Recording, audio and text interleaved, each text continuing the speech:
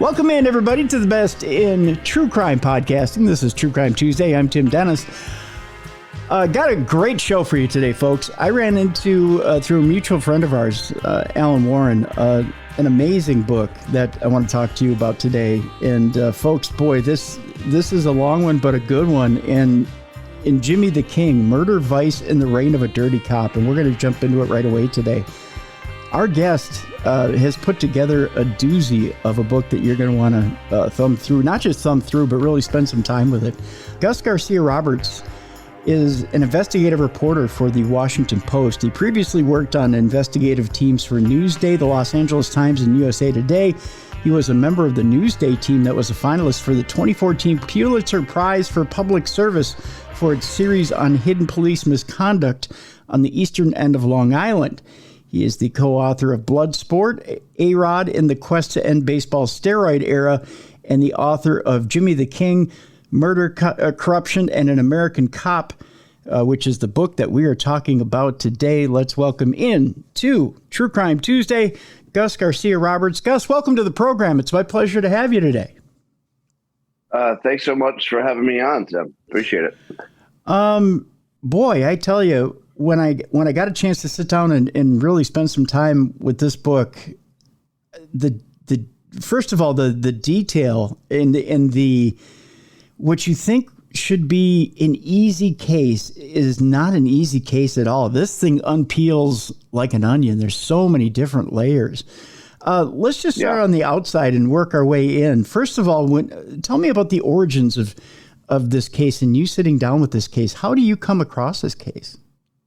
Right. So there's the case that you're referring to. It's a homicide, I believe. It's a homicide of a boy in 1979 in Smithtown, New York. His name's John Pius, and he was discovered, behind a elementary schoolyard with 6 stones stuffed down his throat. And so it was sort of this seismic kind of existential crisis for young suburbia, at that time, because the whole idea of the, new suburbs like those in Smithtown, which was 40 miles east or 50 miles east of New York City, is that sort of crime doesn't happen. And so it was a really big deal at the time. And one of the witnesses that emerged in the sort of troubled homicide prosecution that followed was a kid named James Burke.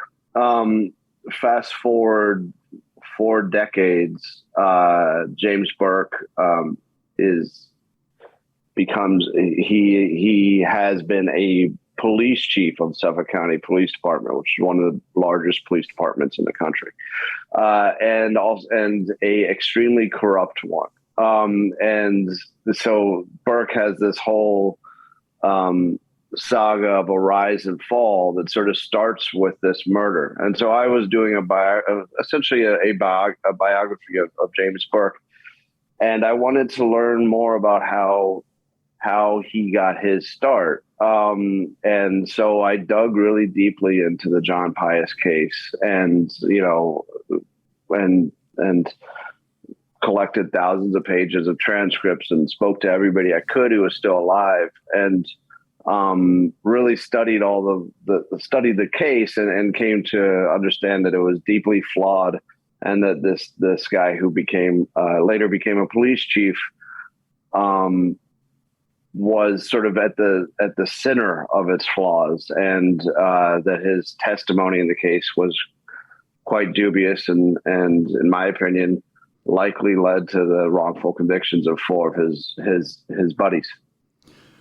What kills me, Gus, going through the book is this takes place as you explain it and as it's mapped out. And thank you, by the way, in the beginning of the book, to set the scene. What's amazing to me is that you actually put up a map of Suffolk County, New York, which is where this takes place, so that people get an idea of the lay of the land and what exactly we're talking about before we even jump into the book, which is quite helpful. And you break it down not only by county, but you put down a map of Smithtown, New York, which is where the main crime, the John Pius crime, takes place. So we get a lay of the land, and we actually get an idea of of where we're going in this. And we have an idea of when you talk about certain places, we can almost, not only can we picture it in our mind like we tend to do when we read these novels, but now we have an actual geographic idea as the crow flies as to where we're heading. Well, the book really takes place in this little fiefdom. Suffolk County is a fiefdom. And, Suffolk County actually includes the Hamptons, but, real life Suffolk County never overlaps with the Hamptons, for example. So the Hamptons barely came up in my report. Nobody ever even mentioned it for years of reporting. And then also it's to the east of the city, but a trip to the city by the characters in this book, it's like a field trip. It comes up a couple times. They go to the city for various reasons, but everything happens in this one over decades in this one, pretty expansive county.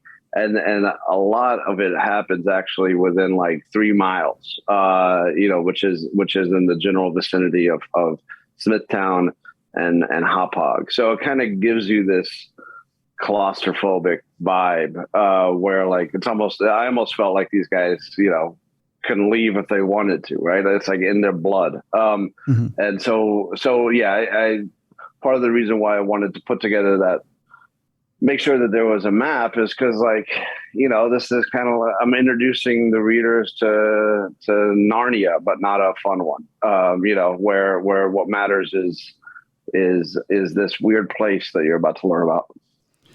Yeah, and that it does feel claustrophobic throughout the book, in that it seems expansive at times, but at times it doesn't. At times, it seems like when searches are conducted, there's so much land, but at other times, it feels like you're a rat running around in a cage. There's nowhere really to go. What's brilliant about in the beginning of the book is you describing exactly what Smithtown and Suffolk County is at the time, and we're talking, probably mid to late 70s. In that Suffolk County and Smithtown in particular are areas where, I'm trying to think of a nice term to put it, gentrification, I guess, maybe, I don't know. White flight. What's that? White flight from the city. There's a lot of white flight from the cities. It was basically set up to be an escape of we'll call it what you call it. White flight was what it was, right. from the city to the suburbs to get away from. Like you said, it is what it is. Right. And so it was this little, as you put it, fantasy world, Narnia of the whites. Right. And in that, it was thought that everything was perfect, so perfect that you could leave your doors and windows open at night. Nothing is ever going to happen to us out here. We all know each other's business. We've screened everybody, supposedly. I mean, screened to the point, not that, they're asking questions before you even move in, but that, everybody gets into everybody's business and everybody knows each other. That's the kind of community it was, wasn't it? Yeah. The mother of the victim, John Pius, literally screened her neighbors, which is, they lived in, almost all of these characters, sort of their families came from Queens or other outer boroughs. And so John Pius's mother, they wanted to leave, I believe, Ridgewood, Queens, or Ridgewood, Brooklyn. And so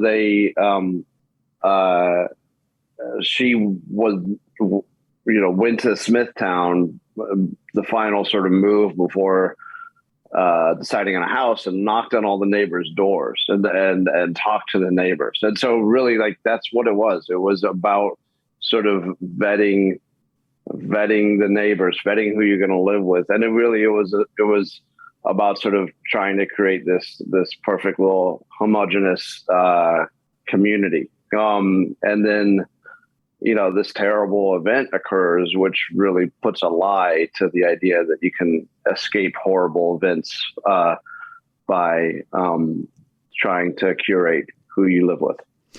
You mentioned the fact that John Pius's mother was so careful in where she chose for them to live. Explain to people why John Pius was so special and what it was about him that was so special, at least to his parents.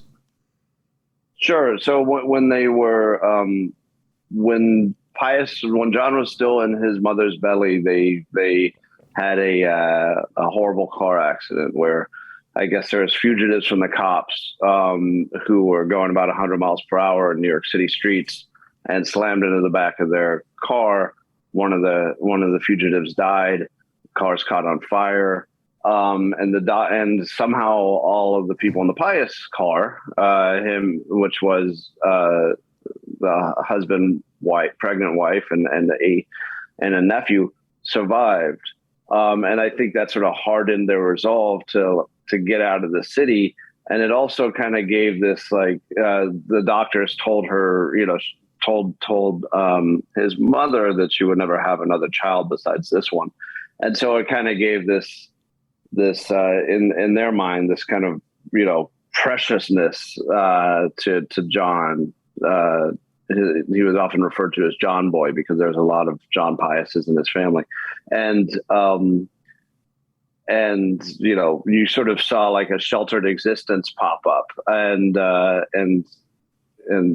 this kid was, I feel like the reason why a lot of families moved out to the suburbs of a place like Long Island is for their kids, and so on the streets of Smithtown, for example, the actual street names are colleges, Hofstra, Baylor, Fordham.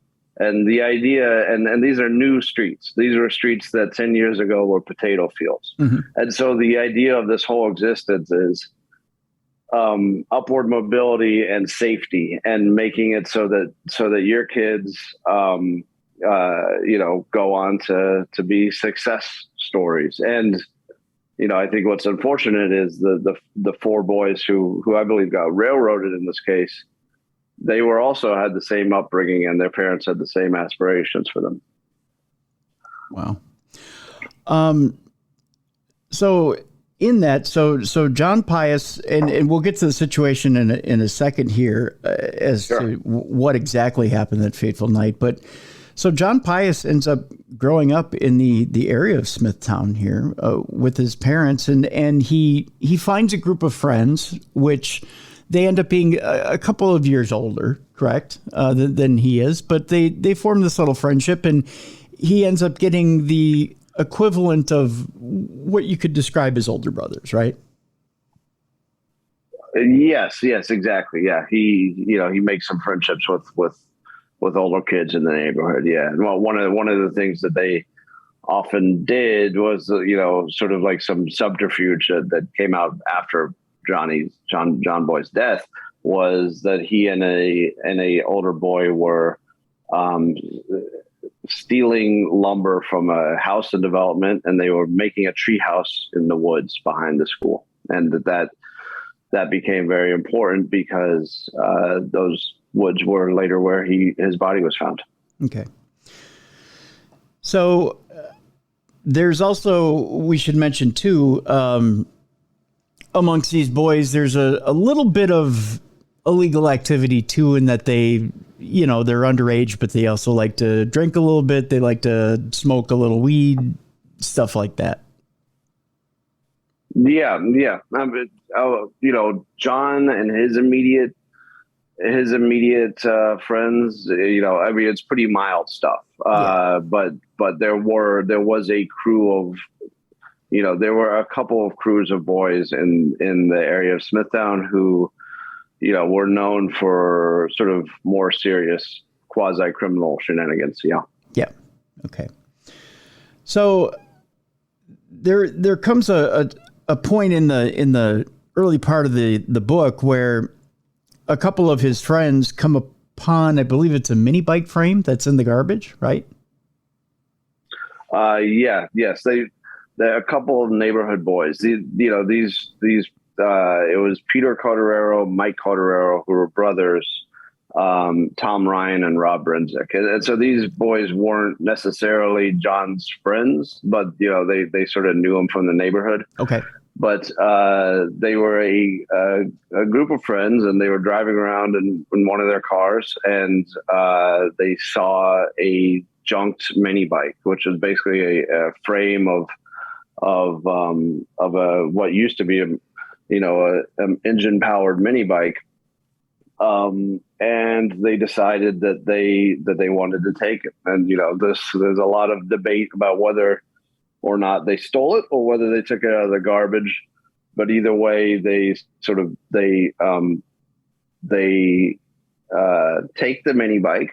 And at one point one of the boys who wanted the mini bike is sort of riding the mini bike in the schoolyard of the elementary school while hanging on to his friend's car. And so like that's that image and that scene and that activity by them becomes a pretty big point down the road because it puts them in a certain spot. Okay. So at this point, they get a hold of this mini bike. And it's at this point that there's some issues as to, I believe, John Pius himself was going to go to meet his friend right around the same time, to go get this wood and then start building up the fort again. He was supposed to meet his friend at a certain time. I believe it was right around, was it 9:15 that he was supposed to meet him? It was a little vague, but yes, he was supposed to meet his friend that night, and instead he never showed. And I don't think the friend thought much about it. But John, by the next morning, there was some alarm because John Pius was nowhere to be found, and the whole sort of neighborhood knew about it at that point. And so, I know also he was in a garage. I'm sorry, I didn't mean to interrupt there, Gus, but he was also in a garage and he was working on his bike. Is that what it was? And he was arguing with his father? Yeah. So essentially, as the police did, and then later as I did, right, backtracking a little bit, what is trying to figure out, John Pius's activity the day before he went missing. Mm-hmm. And so he was, I believe he was fishing on a pier, and then he came home, and at one point he was biking home and his tire got flat. So he called his dad to come pick him up. He's then in the garage with his dad, and they apparently are working on fixing the tire. What makes the whole situation,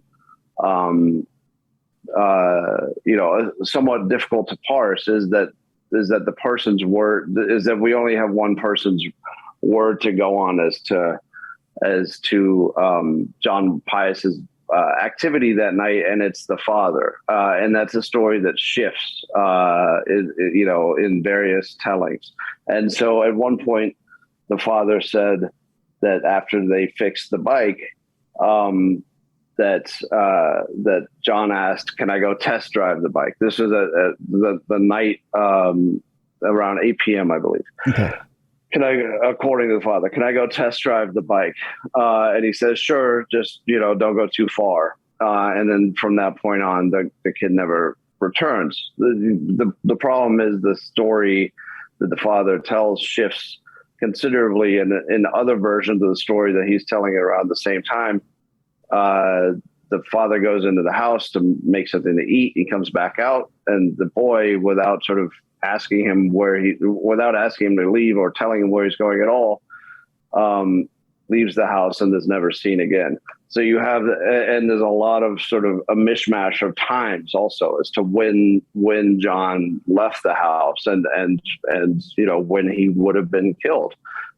So you have this very confusing foundation to make sense of it. And but the upshot of it is that at one point John left the house, and he was, and it was that night, and then he was never seen again. Okay, so alive. He left the house, and at that point, it's assumed that he's probably going to sneak out. He's probably going to go meet his buddy in the woods, and they're going to work on the fort, you would think. But he never made it over there either.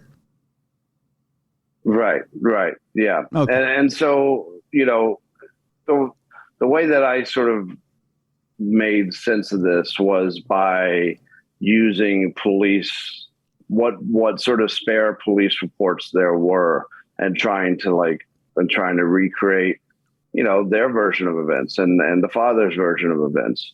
And that's tough, one, because the police, kept the Suffolk County Police Department, the Suffolk County Homicide Squad had a sort of informal policy at the time of keeping very spare documents, including, ones that they would not write anything down if it contradicted their case. So basically you're looking at a prism of the case through half written documents. And so I tried to make sense of that. And so, essentially what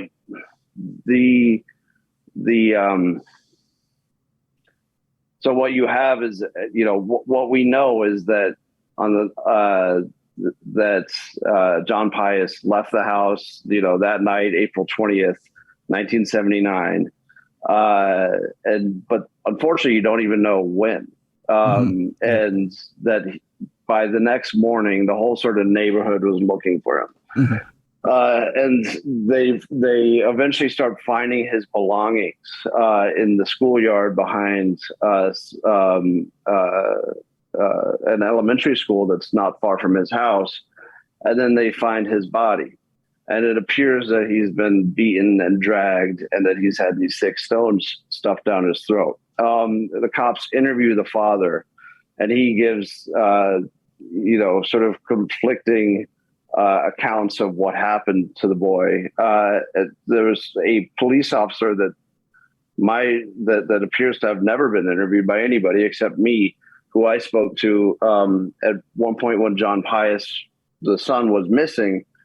There was a missing persons report made, or he was reported missing by his mother. Mm-hmm. And so I spoke to the cop who actually spoke to the mother when she was making those reports. And she tells a different story than anything that the father said, which is that the son argued with the father, and then left without saying where he was going, which is sort of a big deal to learn that perhaps the son was in the fight when he went missing. And the injuries that were on the boy's body are pretty horrendous and stunning, which is just, he appeared to have been stomped and beaten. And one of the major clues that the police sort of seized on was there was a design on his face which matched the bottom of a sole of a Puma sneaker, and that, that piece of evidence kind of marked the direction of the investigation going forward. The police sort of, did some quick deduction. Who wears Puma sneakers in Smithtown, New York at that time? It was kids. And so from there, the police, the homicide squad sort of focused on the kids of Smithtown, New York, and, other suspects, including, in my opinion, John Pius, the father, were never considered at all. Interesting.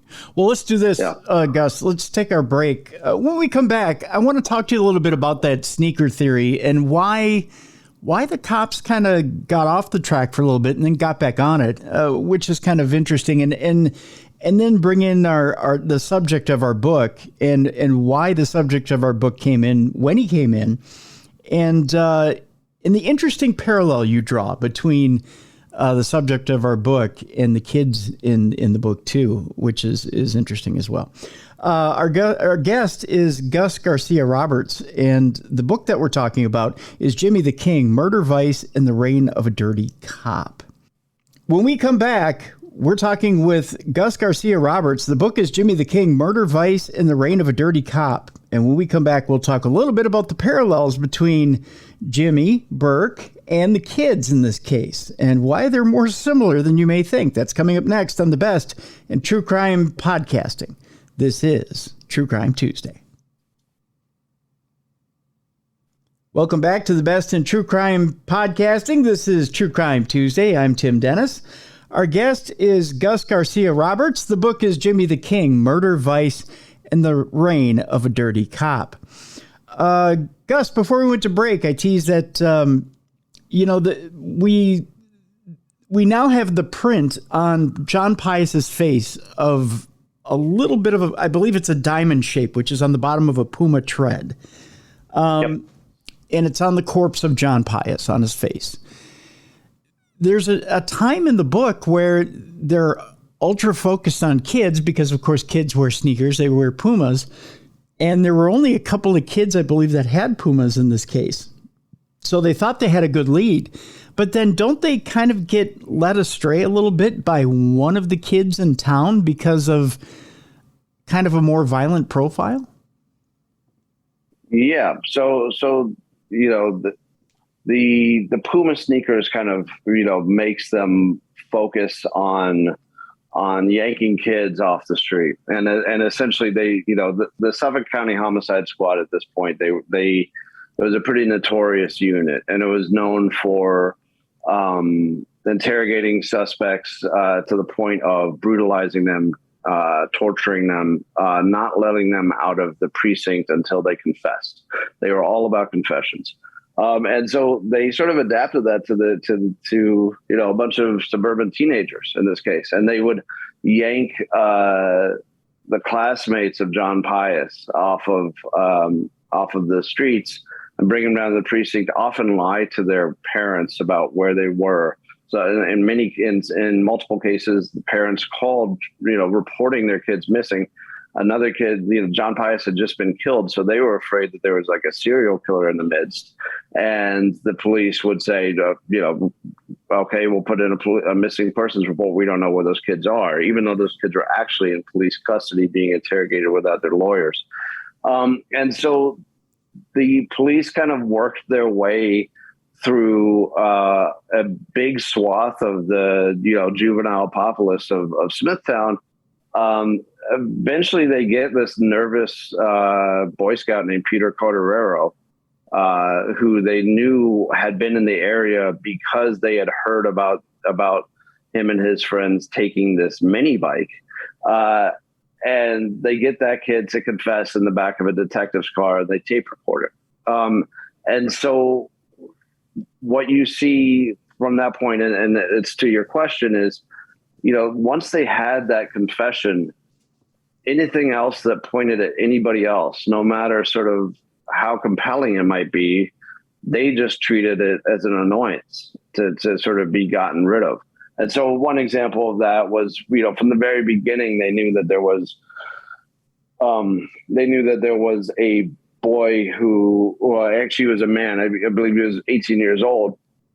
His name was Robert Burke, and he has no relation to Jimmy Burke. They knew that my reputation, he was the most dangerous kid in Smithtown. And even I spoke to his brother, who quite loves him, and even he sort of admitted, yes, this was a scary guy. He would basically, he was known for violence, sexual violence, and sort of most telling, he was known for beating up on kids, smaller kids than him, kids, who would have been about the same size as John Pius. And he was even known for stomping on their face. He had done that previously. Mm-hmm. And so you have a pretty compelling suspect here, I think. You're right. And what makes it compelling is that shortly after the confession of Peter Carterero, the cops learned that this guy, Robert Burke, has been confessing himself to other kids in quite explicit terms, he's been saying that he killed John Pius. It was during a sexual assault, and they stuffed pebbles down his throat in order to cover it up. But the cops, because they already have a confession, and you sort of see this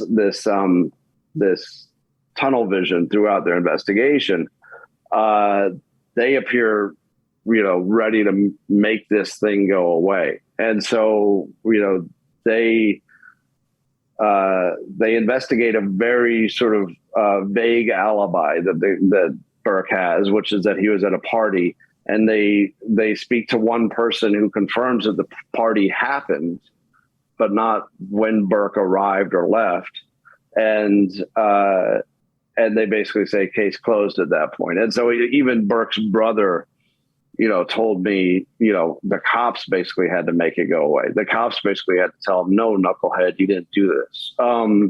And so, I think that, and then also the boy's father, whose sort of inconsistencies in his account were never scrutinized, are these, possible suspects who I have, I'm not saying that they did it, but I am saying that these are guys that should have been looked into. And then there's a universe of suspects, most likely that don't show up in documentation. But essentially the cops kind of chose teenagers at random from the Smithtown community and put them in a pressure cooker and saw who would confess. And then they exempted, kids like, for example, one of the kids had a father who was in the New York City Police Department. And when the detectives learned about that, they, as the kid was about to confess, they learned that he had a father in the police department, and they immediately stopped the interrogation and apologized to him. And, also Robert Burke had a father who was in the New York City Fire Department. And you sort of saw and when the detectives interviewed him, they interviewed him with his father present, which was not a courtesy that they gave to the other suspects. And so you sort of saw this protectionism right from the beginning of those who were of the homicide detectives tribe, who were cops, who were fire officials.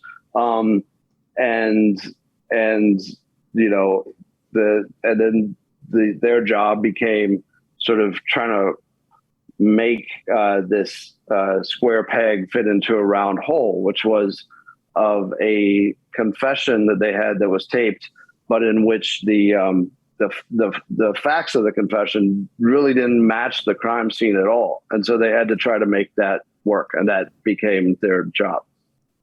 Wow.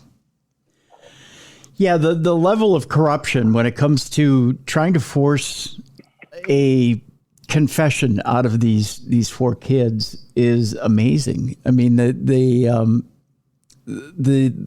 levels they went to try and get them to roll over was just astounding. Well, they had they had these kids, the four kids one of whom confessed and implicated the others. They had three of them in their precinct for, I believe, 17 hours. One of them locked in a boiler room while interrogating him. One of them claimed that he was, that the cop kicked him. What is not debatable is that these kids were locked in police custody while the police were lying to the parents about where they were and not allowing lawyers to have access to them. Essentially what happened was, I think, the weakest kid, the most sheltered kid, the kid who's never been in trouble. That's the kid who can't withstand that. And it's a backwards system, because then you end up with, Peter Carterero, who in this crew was maybe the least likely to be involved in a murder. And he's the one that confesses. Yeah. Yeah. So it's at a point where we're learning about the abuses that the police department is putting out there, trying to get a confession, that you introduce the character of Jimmy Burke.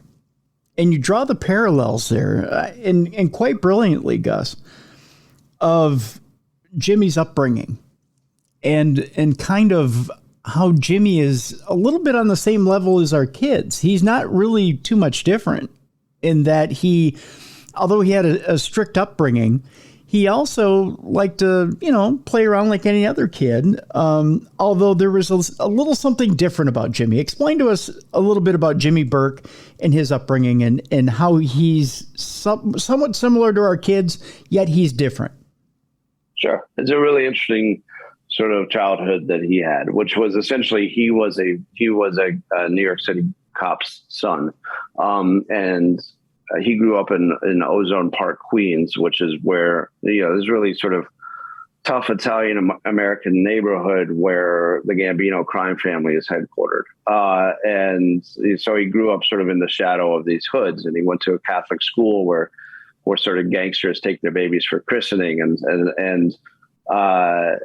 he was a extremely smart kid by all accounts. And in his Catholic school, where he wore slacks and a tie, he was, one of the brightest students. And from what I gathered, did not cause any trouble at all.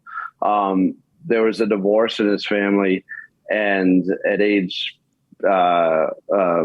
15, he moves out to Smithtown, New York. His mom remarries, and there's a sort of shift that occurs with Burke at that point, where like suddenly that sort of Catholic school, honor student is gone, and he starts to hang out with this crew that's called the Pit People, which is in Smithtown High School East. There was an area called the Pit that was behind the school where people would smoke. And this was often like, kids who were truants and would do drugs and stuff. And so Burke kind of becomes the brains of a crew of the most notorious delinquents of Smithtown. And these are, some of them are full-blown drug addicts, even though they're 14. One of them, is known for siphoning gas from cars. They are known for burglarizing houses, and they track the price of gold because they want to know how much they can pawn it for. And they often pull off heists of their neighbors who, as you mentioned before, because of Smithtown being what it is, they didn't lock the doors, which made them for pretty easy marks. Mm-hmm. So you're going to have this these kids are the ones that if as the police later did, if you're looking for juvenile delinquents in Smithtown, Jimmy Burke's crew is sort of who you're pointed to. So in that way, he was, I think he was different than Peter Cotterero, Mike Cotterero, Rob Bronzik, and Tom Ryan, in that, Jimmy Burke's crew was more trouble. And one of the things that he was known for saying was that he wanted to be a cop like his dad, but not out of some, motivation to protect and serve, but because he felt that if you were a cop, you could get away with crimes better. Yeah. So Burke emerges. Following the confession of Peter Cotterero, the problem was that even by the standards of Suffolk County, it was a really weak case because Peter Cotterero's confession really didn't match the crime scene, and he didn't have any evidence against the three other boys that he implicated. So then there becomes this very paranoid period. They didn't charge the boys, and so it becomes this very paranoid period that follows. In the summer that follows among the teenagers of Smithtown, particularly those who run in like the Jimmy Burke crew or have connections to Michael Cotterero or Rob Bronzik, where everybody is sort of discussing the murders and implicating other people. And I think all of the kids were acutely aware that the strategy of the police and particularly of the lead prosecutor, whose name was Tom Spoda, was to wait for these kids to implicate themselves and to get informants who would then testify that they implicated themselves. So what you have is these like sheltered suburban kids who are basically acting like mobsters in a conspiracy. And I, the parallel that I drew was kind of, this was Ozone Park all over again, right? I mean, this was like the Bergen Hunt and Fish Club, which is where the Gambino crime family hung out, in which, there's these crews of kids having these furtive conversations, sort of trying to pretend that nothing is happening while wondering who's going to flip first and who's going to take the blame for this murder. And what ends up happening is Burke and a few other boys, all of whom sort of were kind of wayward kids, emerge with an extremely convenient story, which is, that they say that one of the boys, Peter's brother, Mike, pseudo confessed to them, and these pseudo confessions start sort of popping up, and they become later the foundation of the case against the murder case against the boys. And that follows even after the confession. Peter's taped confession is ultimately tossed because it's ruled coerced. And so really the only case against the boys from that point forward is the testimony of other teenagers like Jimmy Burke. And Jimmy Burke is the one whose story who seems most willing to tailor his story. And so, eventually the boys are charged. This becomes a legal saga that spans more than a decade, and Burke's testimony shifts over that time depending on who's on trial and what sort of testimony is needed at that time. And he becomes like a Swiss Army snitch, basically, for the prosecution, and that whatever they need, he's the one that provides it. And Jimmy Burke, this wayward kid, becomes the linchpin of the prosecution against his four buddies, and it sort of, he is rewarded with a career in law enforcement. Wow. It's crazy how things happen in life, isn't it? Yeah, I mean, Jimmy Burke's life is just this really wild saga, and there's you mentioned, I think at the outset, this is a big book because it's long. It cannot not be long because the things that happen in this guy's life are it's such a labyrinth. And it's extremely telling of sort of the environments that he learns how to navigate, and including the environment of prosecutions and law enforcement. I'm curious, Gus, when it comes to Jimmy's mindset, and you mentioned it a little bit before. It was getting into law enforcement because it was easier to commit bigger crimes. We can get a little bit further into the book. I almost want to leave the book for people to read because some of the stuff is so amazing. You go a little bit into Amityville, and I find your take on Amityville refreshing. We also, True Crime Tuesday is part of a paranormal show here in Darkness Radio. And the take on Amityville is interesting because I know one of the children from the Amityville saga who went through some very real stuff with the haunting, but it was only because of what was brought into it. Okay. He never believed that the house was haunted. It was the people. And I like that. Yeah. And it was interesting to read a little bit about Amityville. Now, for our audience, tell people a little bit of how you bring Amityville into the book.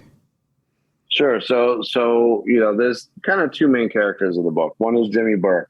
The other is his mentor, Tom Spoda, who was the prosecutor in the Pius case, sort of takes him under his wing, later becomes DA, and then Burke becomes police chief.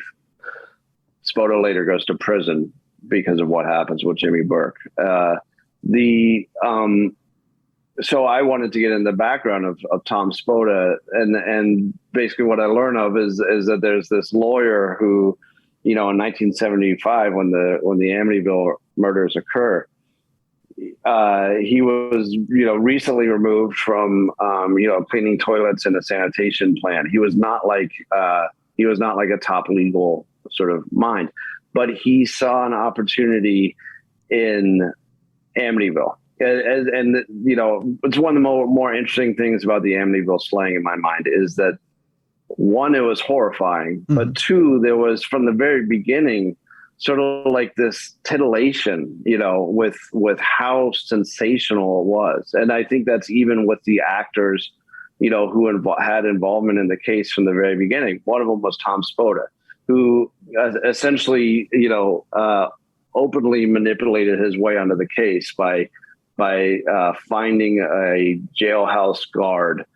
guard who, much like he did with Jimmy Burke, sort of has a dubious story about his pseudo confession from Butch DeFeo, who is, the accused Amityville Slayer. Right. And that very neatly fills the holes that the prosecution had. The prosecution was worried that DeFeo, who really had no motive that made any sense for the killings, would successfully claim insanity. And Spoda said, I have a jail guard that I spoke to, and Spoda was not on the case at the moment, but he came across a jail guard, he said, who would testify that DeFeo was asking him about how other people, suspects who successfully claimed insanity, how they went about sort of bolstering that case. And the jail guard told him, they might set fire to their cell, they might stand on their bed, they might do other disturbing sort of things, attempt suicide and stuff like that. And so DeFeo then does all those things according to the jail guard, who, by the way, said, I didn't write most of them down. So it's kind of just his word. So this is a very important witness for the prosecution. I think a lot of people sort of might be surprised to learn that the prosecution of the Amityville Slayer was not an open and shut case. And in terms of it was a case that very much had the possibility of blowing up the prosecution's face. In that, first of all, you had to, the lack of a motive was a real issue, and you had to prove that he was not legally insane at the time. And so Spoda made a deal with the prosecutor on the case where he said, you can have my witness, but I want to be on the case. And so the prosecutor on the case put him second chair on the prosecution, and they ended up getting a conviction. And, that's the case that launched, a lot of careers and made a lot of people money, funnily enough. Right. I mean, so the Butch DeFeo's lawyer profited by later representing the family that moved into the house of the slaying, and the prosecutor on the case went on to a very lucrative career, including writing a book about the Amityville slayings. I think the same was for Tom Spoda, where that was really like a launching. The fact that he was part of the Amityville slaying prosecution was a launching pad to where he was in 1979, which was one of the top murder prosecutors in Suffolk County, and sort of and overseeing this, the John Pius homicide prosecution, which was a really big deal. One thing I want to add about the Amityville slaying, I think at the time people sort of weren't concerned about the Amityville Slayer's constitutional rights, right? But if you look at how the prosecution was made, you see a lot of the same ingredients that would later become notorious in Suffolk County and would also be seen in the Pius case, which is, that he was separated from his attorney. His attorney appeared to have been lied to about his whereabouts, and that he then alleged that he was beaten in ways that would later be known as the signature of Suffolk County PD, including, using phone books to hide, beating a guy, but muffling it with a phone book so that it doesn't leave marks that are, visible on a mugshot. And so, you sort of see the ingredients of the case come together. That said, I don't think DeFeo did himself any favors, in his testimony. I believe he said that God told him to do it. And so I am by no means saying that he was framed, but I found it interesting that you could see in this extremely famous case, probably the most famous case that has ever happened in Suffolk County, one of the most famous murders in the United States, that they were, engaging in really shoddy police work, and of the style that you would see in the Pius case and in many other cases where the defendant's guilt was much more in question. Understandable.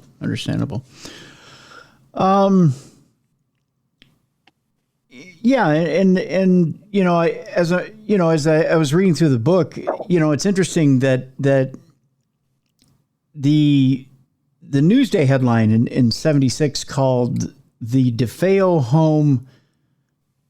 The buyer called, which was the Lutzes, called the home haunted. Although, from talking to some people who lived in the home, they say the home was never haunted, that George Lutz brought in the haunting in the home. So that it was never initially haunted, but that he conducted some things in the home to make it haunted. Well, I loved diving into the aftermath of that, because you sort of have a traditional homicide case for a while, right? I mean, you have like, that's the way that it's presented. You have a sort of madman who kills his family. Extremely scary, extremely weird, unexplainable. And yet these things kind of happen, right? And so then there's the whole trial. And I think really what sort of makes the whole industry of Amityville, come alive is DeFeo saying that thing about God, about hearing voices, including God telling him to do it.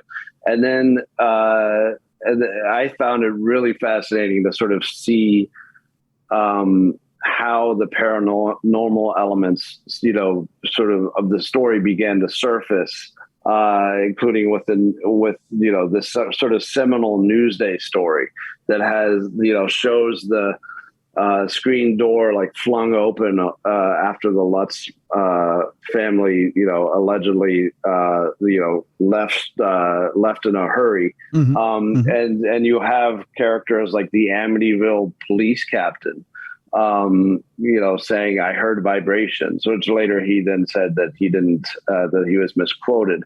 And these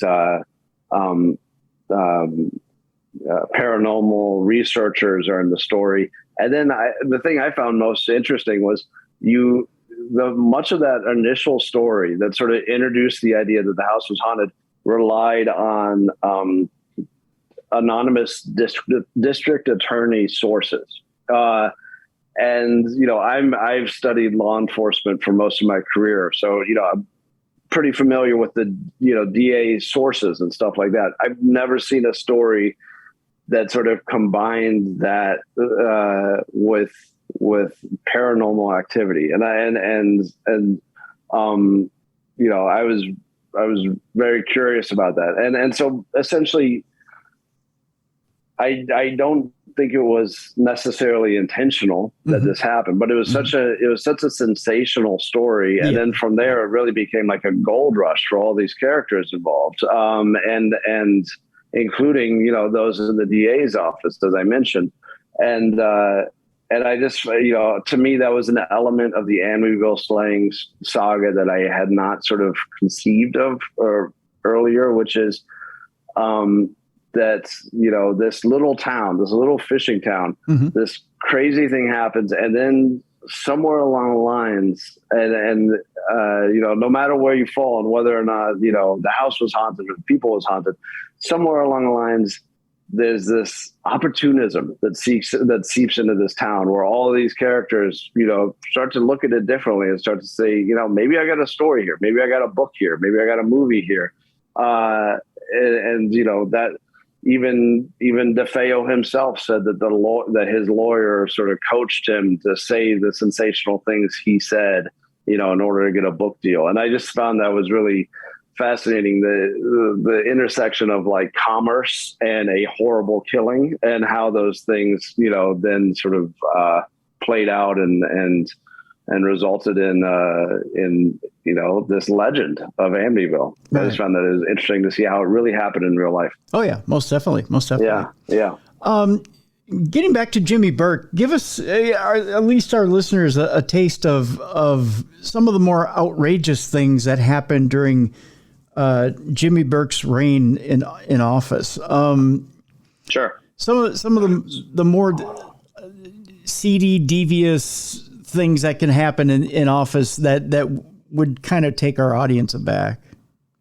Sure. Well, the theme of the book, I think is unavoidable, really, is the similarities between certain cop cultures and organized crime. And that is quite clear out there in Suffolk County. And Burke basically became the Don of that. And so essentially he is directly rewarded for his dubious testimony in the Pius case by a prosecutor who appeared to lie in order on sort of official stationery that he sent to the New York Police Department about a jam that Burke was in, where he was caught drunk driving and then didn't address his bench warrant. So a prosecutor sent stationery to the NYPD that basically, by all accounts, and the prosecutor himself has not, won't speak to me about it, but it appears that he's lying about it.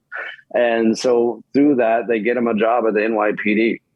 Burke, even though he's like severely unqualified for that. And then he later transfers to Suffolk County PD. And his history as a cop includes, having a relationship with a sex worker in his precinct who they're alleged to, and she says that he smoked crack with her.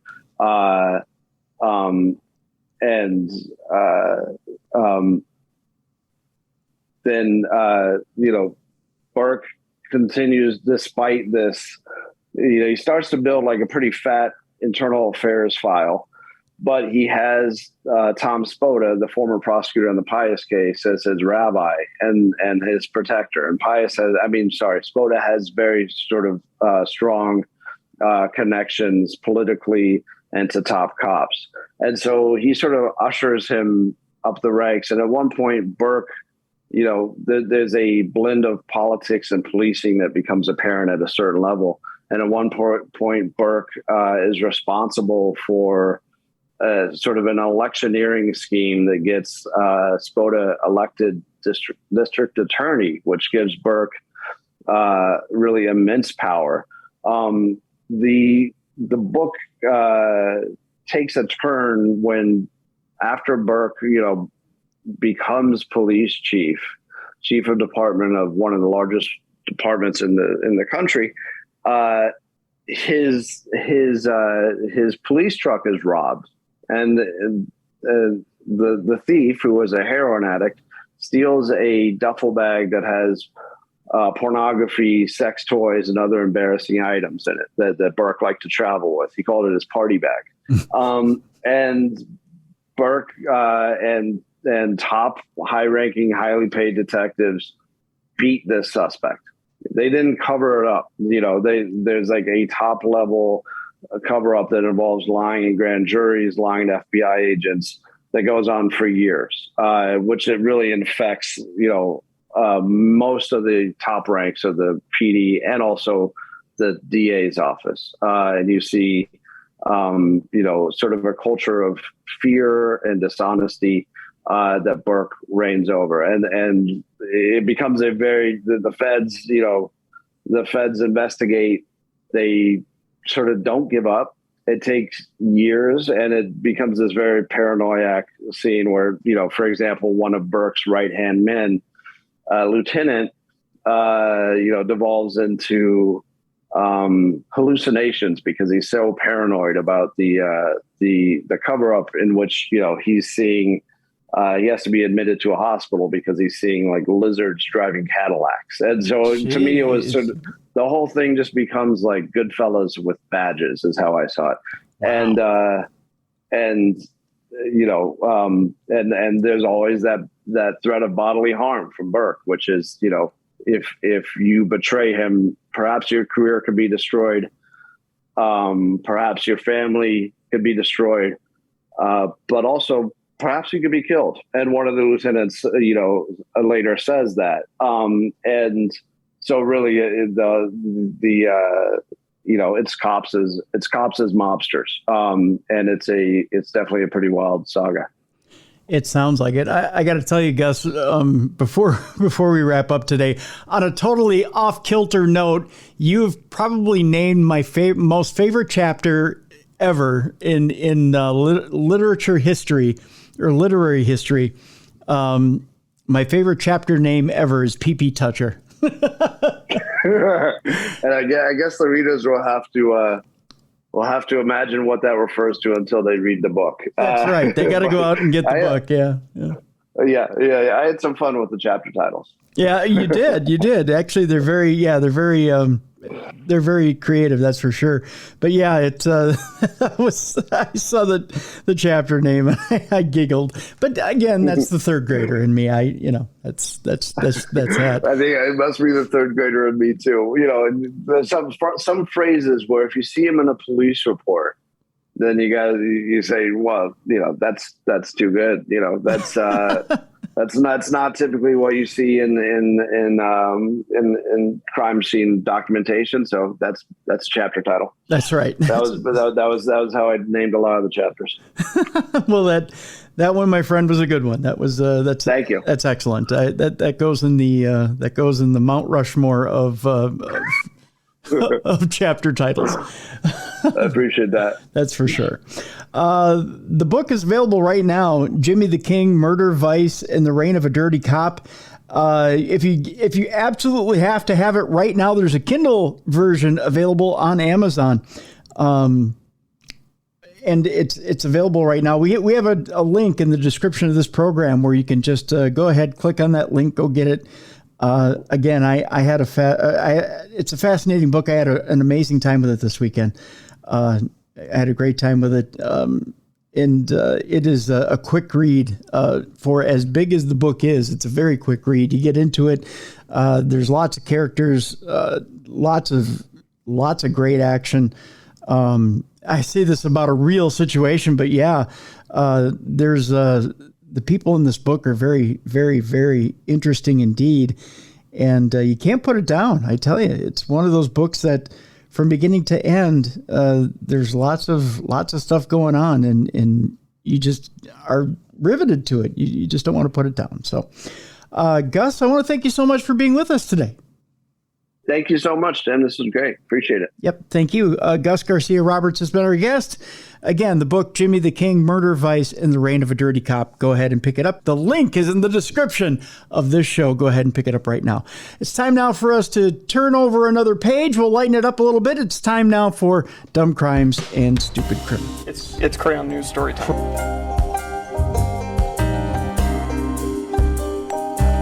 What happened with this dude, Christ Bearer? I heard he cut his penis off and then jumped off a balcony. Suspect pulls gun from butt, shoots twice at Denver police. What is your emergency? I need help. And what's the problem? I'm too high. You're too high? Yeah. It's that time once again. It is the second half of True Crime Tuesday. It's time now for Dumb Crimes and Stupid Criminals. It's myself, Timmy D, Tim Dennis, and the BCB, that big cuddly bear, Beer City Bruiser. How you doing, Bruiser? I'm doing good, Tim. You're bringing the closer in, huh? Bringing the closer in to close up the program. That's right. You said closer, and it just gave me a morbid thought. Are you ready for this? I'm ready. Because I love morbid. I'm starting on a morbid note. We lost somebody yesterday, which was very, very sad. Paul Sorvino passed away yesterday. Oh, that's right. Yeah, character actor best known for his role in Goodfellas. He was Paulie Cicero. He sliced his garlic very thin with a razor blade while he was in jail in Goodfellas. Yep. Remember that? Yeah. Oh yeah, he was a fantastic actor. He was always the mob boss in whatever role he played. He was. He also played a cop on Law and Order. He played Sergeant Phil Soretta. I didn't know that. I'll have to go back and watch that. Just one season. It was before. Okay. It was before Jerry Orbach came in, so it was real early in Law and Order history. But he just did the 1 year, and he wasn't comfortable with it. He didn't feel right with it, so he really, so he backed out. He played a father of somebody in a sitcom too, and I don't remember what sitcom it was. Yes, I'll get to that here in a second, and I'll tell you exactly which one it was. So Paul Sorvino played Paulie Cicero in Goodfellas, died at age 83. The quote is, "Our hearts are broken. There will never be another Paul Sorvino. He was the love of my life and one of the greatest performers to ever grace the screen and stage." That, according to his wife, Dee Sorvino. She said that to The Hollywood Reporter. She said Sorvino died Monday of natural causes. Sorvino grew up in Brooklyn and was in the entertainment industry for more than 50 years and made his Broadway debut in 1964's Bonjour. His film debut came 6 years later in Carl Reiner's Where's Papa? That's a hell of a way to start when Carl Reiner taps you for his film. Yeah, exactly. Yeah. Like, that's just going right to the top. Yeah, it is. Sorvino's dozens of movie roles included a supporting role in 1973's Oscar-nominated A Touch of Class. A role as an Italian-American communist in 1981's Reds was the first of three collaborations with longtime friend Warren Beatty. Sorvino often played criminals, but he was on the other side of the law in some roles, including a 31-episode stint as NYPD Sergeant Phil Soretta in Law and Order in 1991 and 92. There are many people who think I'm actually a gangster or a mafioso, largely because of Goodfellas, he once said, per the Reporter. I suppose that's the price you pay for being effective in a role. In real life, his passions included poetry, painting, and opera. Sorvino, who started taking voice lessons when he was 8 years old and dreamed of becoming a singer, made his New York City opera debut in The Most Happy Fella in 2006. Sorvino had three children, including actors Mira Sorvino and Michael Sorvino.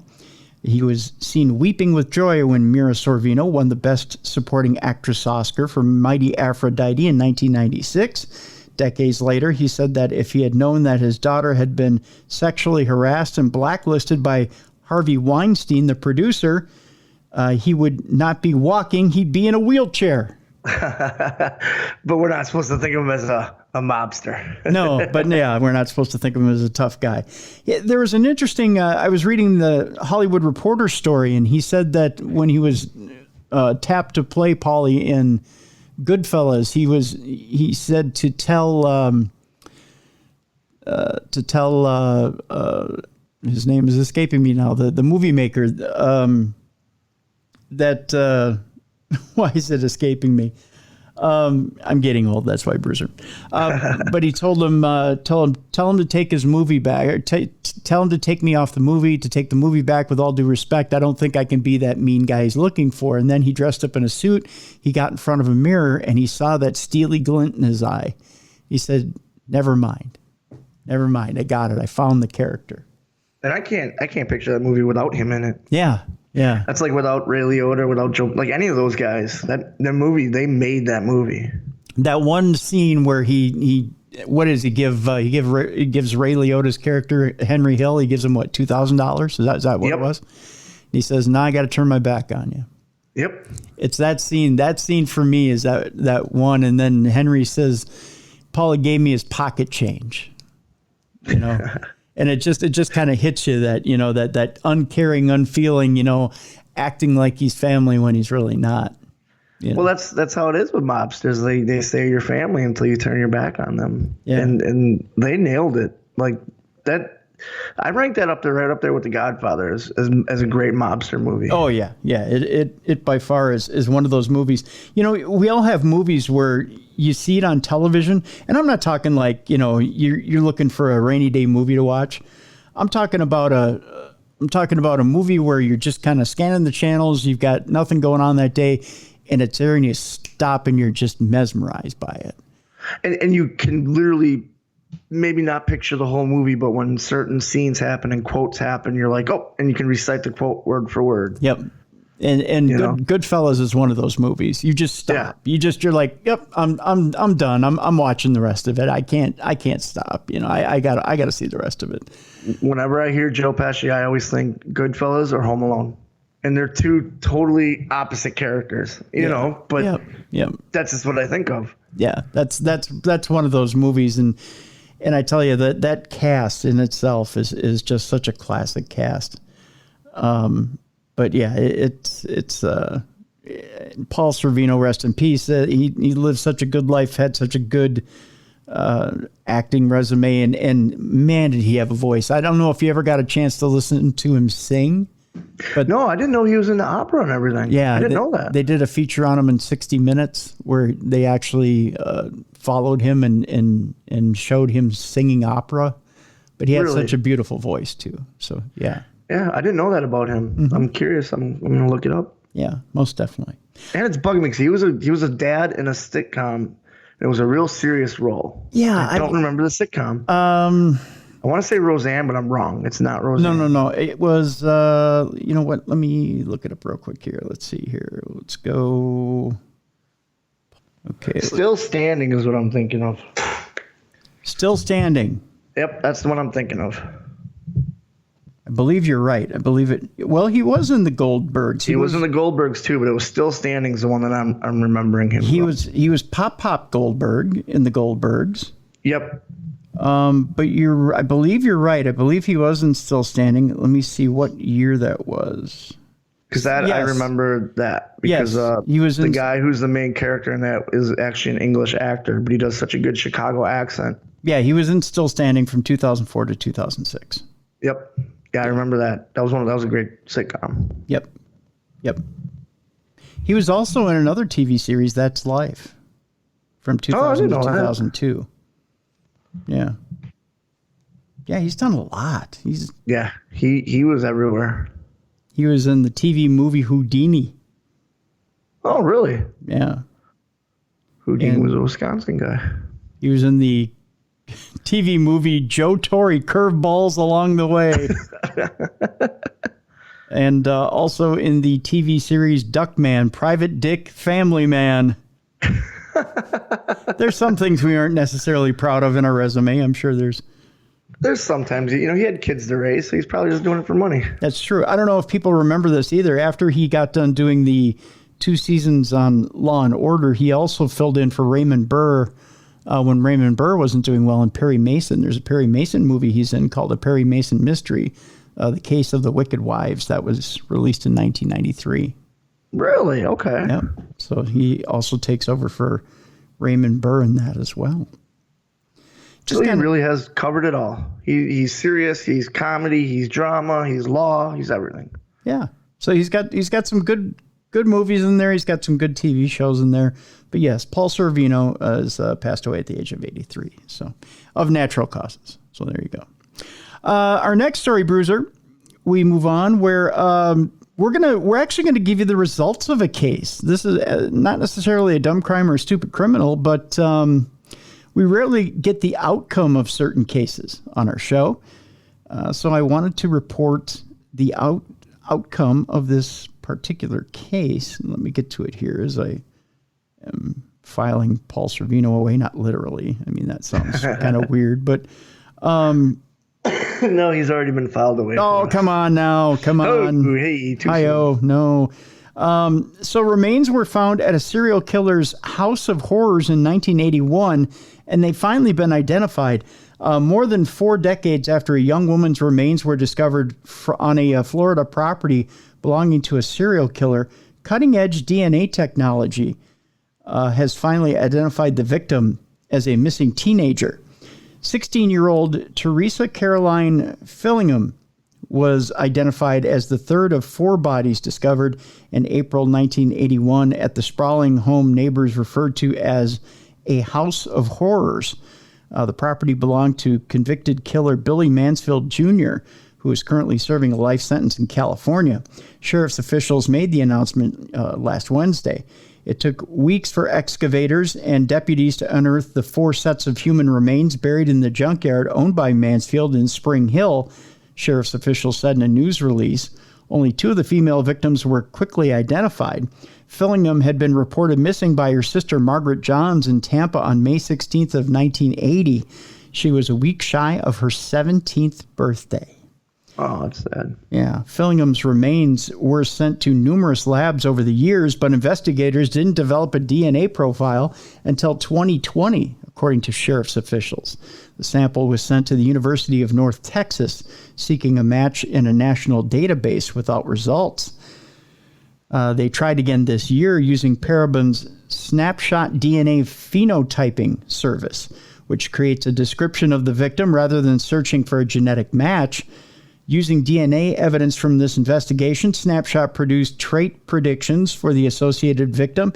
Individual predictions were made from the victim's ancestry, eye color, hair color, skin color, freckling, and face shape, the news release said. The profile gave investigators an opportunity to generate their own leads, and a DNA sample from Fillingham's sister confirmed the identity, finally bringing peace to the victim's family. Mansfield had already been charged with crimes including battery, kidnapping, and sexual assault when he met 30-year-old Renee Sailing at a California tavern on December 6th of 1980. Her body was found the next morning in a drainage ditch, according to officials. Mansfield was arrested days later and charged with first-degree murder. He was eventually convicted after a mistrial and an attempted prison escape.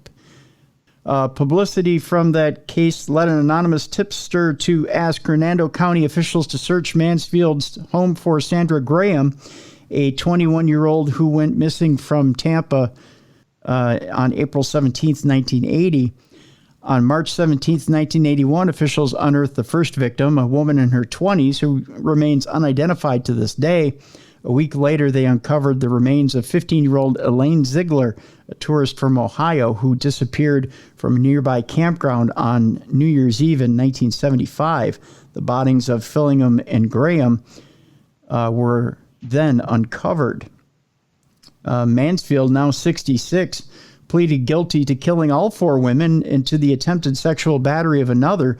He's been denied parole multiple times, according to California prison records. Johns, Fillingham's sister, told WFLA that the positive identification has given her some closure. It gives me peace because I know I didn't lose her, she said, that she was taken. Johns added that she plans to cremate her sister's remains and split the ashes with her brother. The sad part of it is that my whole family never knew what happened to her, Johns said. My dad died without knowing. My mom died without knowing. My sister died without knowing. But at least now they have some sort of closure. So there you go. Yeah, that's good that they get the closure. And that's the cool thing right now with all these cold cases and stuff, because they're going back with the DNA and the technology is so advanced, like you just said with the snapshot stuff. Because I know with the John Wayne Gacy murders, they're going back to all those bodies, and they're getting the DNA profiles for those, just to give the family closure. You know, like, this is what happened to your son or your daughter or brother, sister, whatever. Mm-hmm. Yeah. So this is awesome to see that technology is working and they're able to give that family closure. Hopefully they can get it for that 4th body. Right. Different kind of story here and a different kind of crime, Bruiser. It's It's a dumb crime. It's one that should have been probably left behind 100, 200, 300 years ago.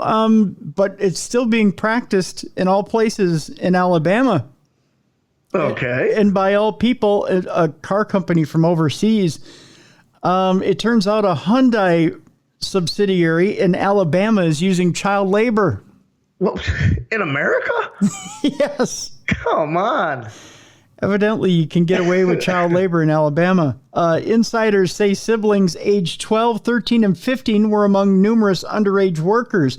I know times are tough in America, but I didn't know we went back to the whole canary in a coal mine and kids working on the factory lines. What is this? Like, I don't know. There's a work shortage. Let's give it to the kids. Screw the parents. I guess. The use of child labor in dangerous factories isn't a thing of the past or a thing that only happens in other countries. According to a Reuters report on a Hyundai subsidiary in Alabama, Reuters says that after a 13-year-old Guatemalan girl disappeared from her family's home earlier this year, it learned that the girl and her two brothers, aged 12 and 15, had been working at a Laverne metal stamping plant that supplies the Hyundai factory in nearby Montgomery. The plant. So wait, they're kidnapping children and putting them to work? I guess. This is a whole new thing of human trafficking. I guess. The plant, which supplies parts for the Elantra, Sonata, and Santa Fe models, is owned by Hyundai subsidiary Smart Alabama LLC. SMART is an acronym, by the way, and not a way of life. Sure. Yeah. The girl was later found in Georgia with a 21-year-old coworker.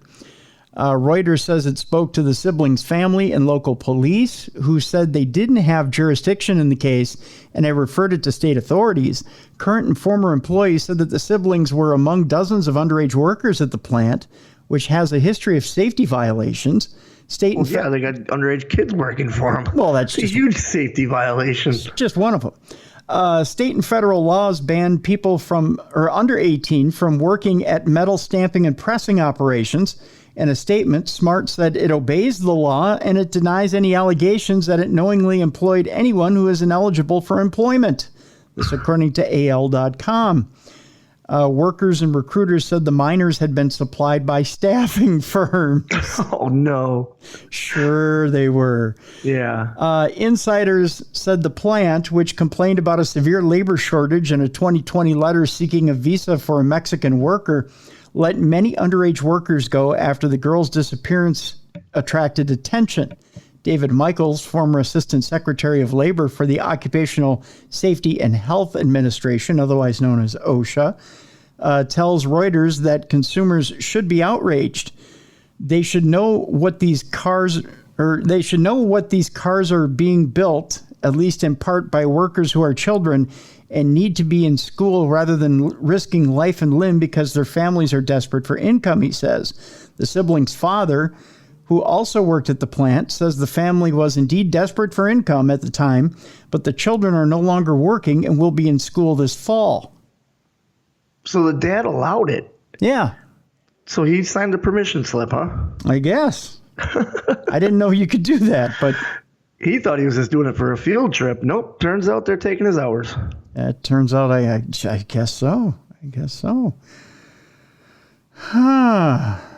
Interesting. That's got to be weird, clocking in and then looking over and seeing your 13-year-old daughter doing the same stuff you're doing. Yeah. It's just nice and easy, I guess. I guess. Well, if the kids can't make money that way, there's another way they can make money. Okay. Lemonade stands. Those are great. It's been a hot summer. Or maybe they've just got some things lying around at home they could sell. Yeah, like old comics or toys. Or Pokemon cards. Case in point, police are probing a pricey Pokemon pilferage. Say that 3 times fast. It's a little hard for me to do it once.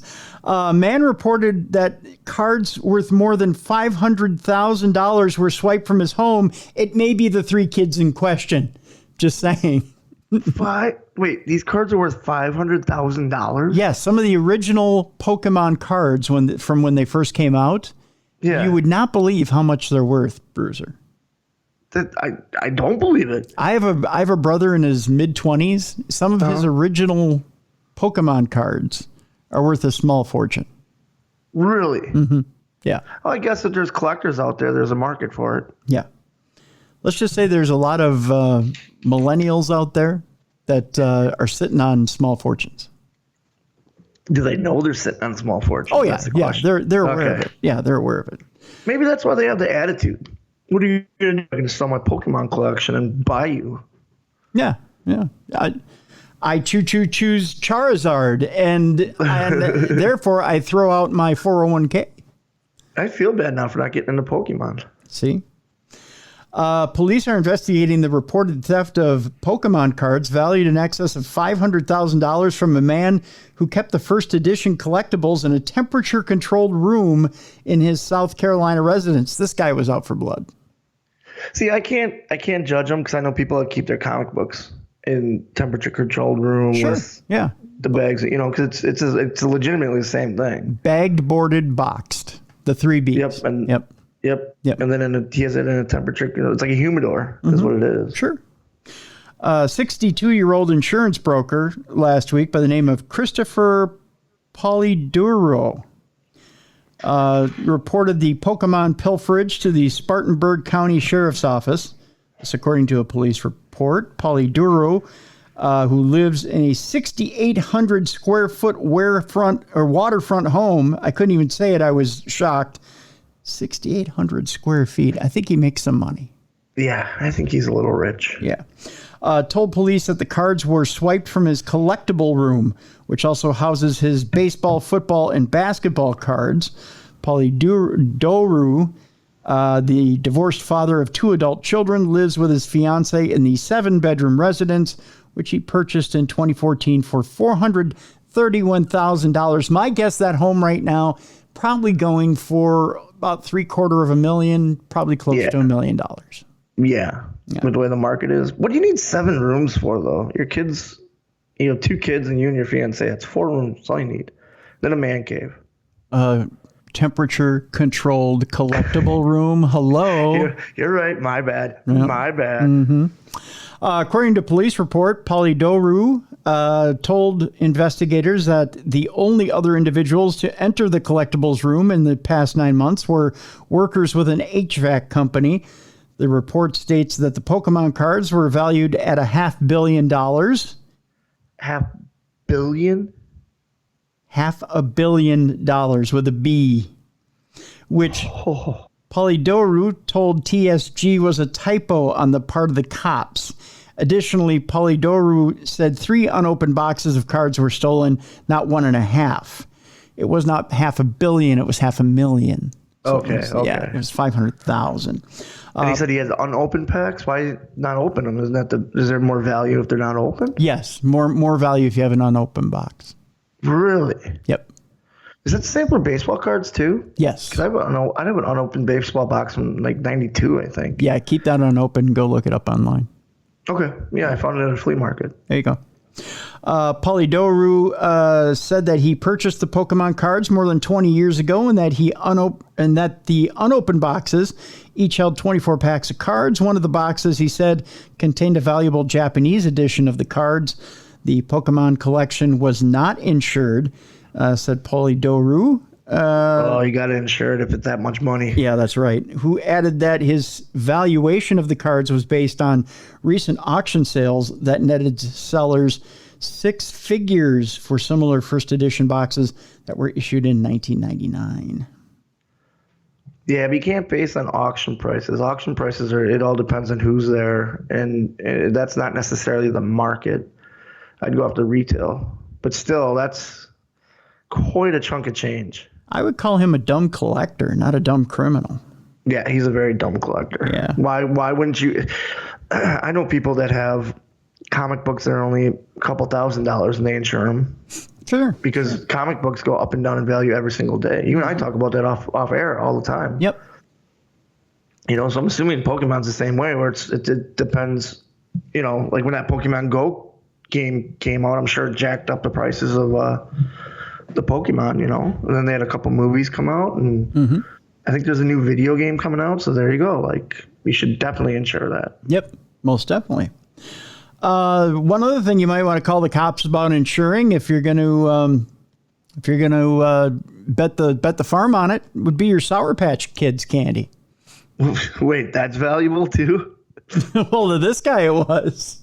I just ate a pack last week. I feel so guilty now. How was it? It was delicious. Well, according to this 37-year-old Florida man, of course he's in Florida. He had an issue with it, so he called 911. Hasn't he seen the commercials? First they're sour, then they're sweet. He just had to wait for the sweet part. Yeah, well, evidently he had an issue, Bruiser, and he called 911. He was arrested shortly after that. Evidently, you're not supposed to call 911 for stuff like that. No? No. And surprise, surprise, Bruiser, he was heavily intoxicated. Oh, no, you're kidding me. No. As it says here in quotes, a heavily intoxicated Florida man was arrested last Saturday night for calling 911 to report that his girlfriend wished to eat Sour Patch Kids. So they didn't even eat them? She just wanted them? Yeah. She had a craving, a drunken craving? Hey, we get those. So that's why you should insure them, so that the old lady doesn't eat them. Well, if she's hungry, she can eat them. I mean, I'll share them. They're big packs. I'll share with you. You want some? I'll get you some. I'll share them with everybody. But those are his. Well, yeah. But when you're drunk, it's kind of like, when you're drunk, it's kind of like when you're high, you get the munchies. You're hungry. Share. But 37-year-old Joshua Larson wanted them for himself. So much so he called 911. Yeah. And wait, did she even, were there actual ones there, or did she just have a craving for them? Well, we'll find out. Yeah. An arrest affidavit does not reveal why 37-year-old Joshua Larson allegedly phoned the police emergency number at 11:45 p.m. with the candy dispatch. I'll tell you why. It's called alcohol. Well, that's a good reason. Yeah. When asked about the call by a sheriff's deputy, Larson smiled and walked away from cops outside his residence in Madeira Beach, a city 10 miles from St. Petersburg. He sounds like a douche. Yeah. I'll show you his picture here in a minute. Larson allegedly struggled with deputies as they sought to place him in handcuffs. An electronic control weapon was eventually used to take Larson into custody. Tased him. Over Sour Patch Kids. Yeah. Yeah. This is the definition of dumb crime, stupid criminals right here. Yep. He was charged with misuse of the 911 system and obstruction. Larson was booked into the county jail, from which he was freed on his own recognizance over the weekend. As part of the release conditions, Larson has been ordered by a judge to not consume alcohol, surprise, and has been Sour Patch Kids. Yes, and has been outfitted with an alcohol monitoring device. Larson was arrested last November for allegedly shoving his girlfriend and knocking her phone from her hand during an altercation in their Clearwater apartment. Prosecutors subsequently declined to pursue a misdemeanor domestic battery count against Larson. It's unclear whether the alleged victim in the 2021 case is the same woman who sought to consume the Sour Patch Kids candy. I'm guessing it's the same one. And they need to break up. It's not true love. So this guy just has rage issues in general. Oh, he looks like I thought this guy would be in the serial killer story we had. Doesn't he just look like he has issues in general? Yeah. Sober or drunk. Yeah. He should not be eating Sour Patch Kids. He looks like he could get angry over Sour Patch Kids. Yeah, no, he does. Yeah. He's probably beating up somebody over Sour Patch Kids. Yeah. In part 2 of You're Wound a Little Too Tight, Sir, is there anything I can do for you? In that picture, he looked wound really tight, too. I mean, granted, it's a mugshot, but... Yeah. This man, a Connecticut man, pulled a gun on a woman who didn't thank him for holding the door. No, I've heard people joke about this, that they find it rude if you open a door and you hold the door open, someone walks in, they don't say thank you. But this is going a little extreme. Yeah, this is a little too much. Like, I have a friend that if he holds the door open for you and you walk in and don't say anything to him, he will, as loud as he can, just yell, "Thank you," and give you this look. But he's never pulled a gun on anybody. No. Watch the stories about him. I think it is. No, I'm just kidding. A Connecticut man pulled a gun on 2 women after they didn't thank him for holding the door at a store. This according to authorities. 25-year-old Joshua Murray of New Haven was at a Family Dollar store. Figures it was either going to happen there or Walmart. Yeah, one of the two. Yeah. In Hamden on Saturday afternoon when he became incensed over the impolite act. And they say chivalry's dead. Well, it could have been. 2 women could have been shot over it. A witness reported that the suspect was upset that the 2 women did not say thank you to him for holding a door open for them, cops said. Murray allegedly whipped out a pistol during the encounter, then fled. He was picked up by officers nearby, according to authorities. The suspect was charged with carrying an illegal gun, breaching the peace, and interfering with a cop. He was held on $25,000 bail. Bruiser, prepare for picture number 2 of So You're Wound a Little Too Tightly. He had calmed down by this point. He still looks angry. He does, doesn't he? He just looks like he's pissed off. Now, I want to know, did he say thank you to the police when they opened the back of their cruiser to put him in? He should have. Yeah, they're being polite. When they tell you to watch your head and everything. When they opened the door to let him in, they should have just said thank you. Yeah. Yeah. Why do they? We say this every week. Why do they go straight to the gun? Like I said, my friend would just give the people dirty looks and yell "thank you" as loud as he can. Right. Yeah. And it usually gets the jobs done because people, oh, sorry, thank you. You know, they realize their mistake. Right.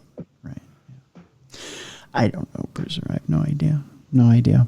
I like how it was an illegal gun too. He didn't have a permit. Like, hey, I got this gun. Why not use it? I was gonna rob this joint, but you 2 came in and didn't say thank you, so you're gonna get it. I call this the doorman. Because either way, it gets the door open. The next 2 stories are from the I Believe I Can Fly file. Oh, okay. You ready for this? There's going to be drugs involved in one of these. You know it. Well, I just think these people believe they could fly. A suspect leaps 6 stories from a Buckhead parking deck in a failed attempt to escape officers. Parkour. Yikes.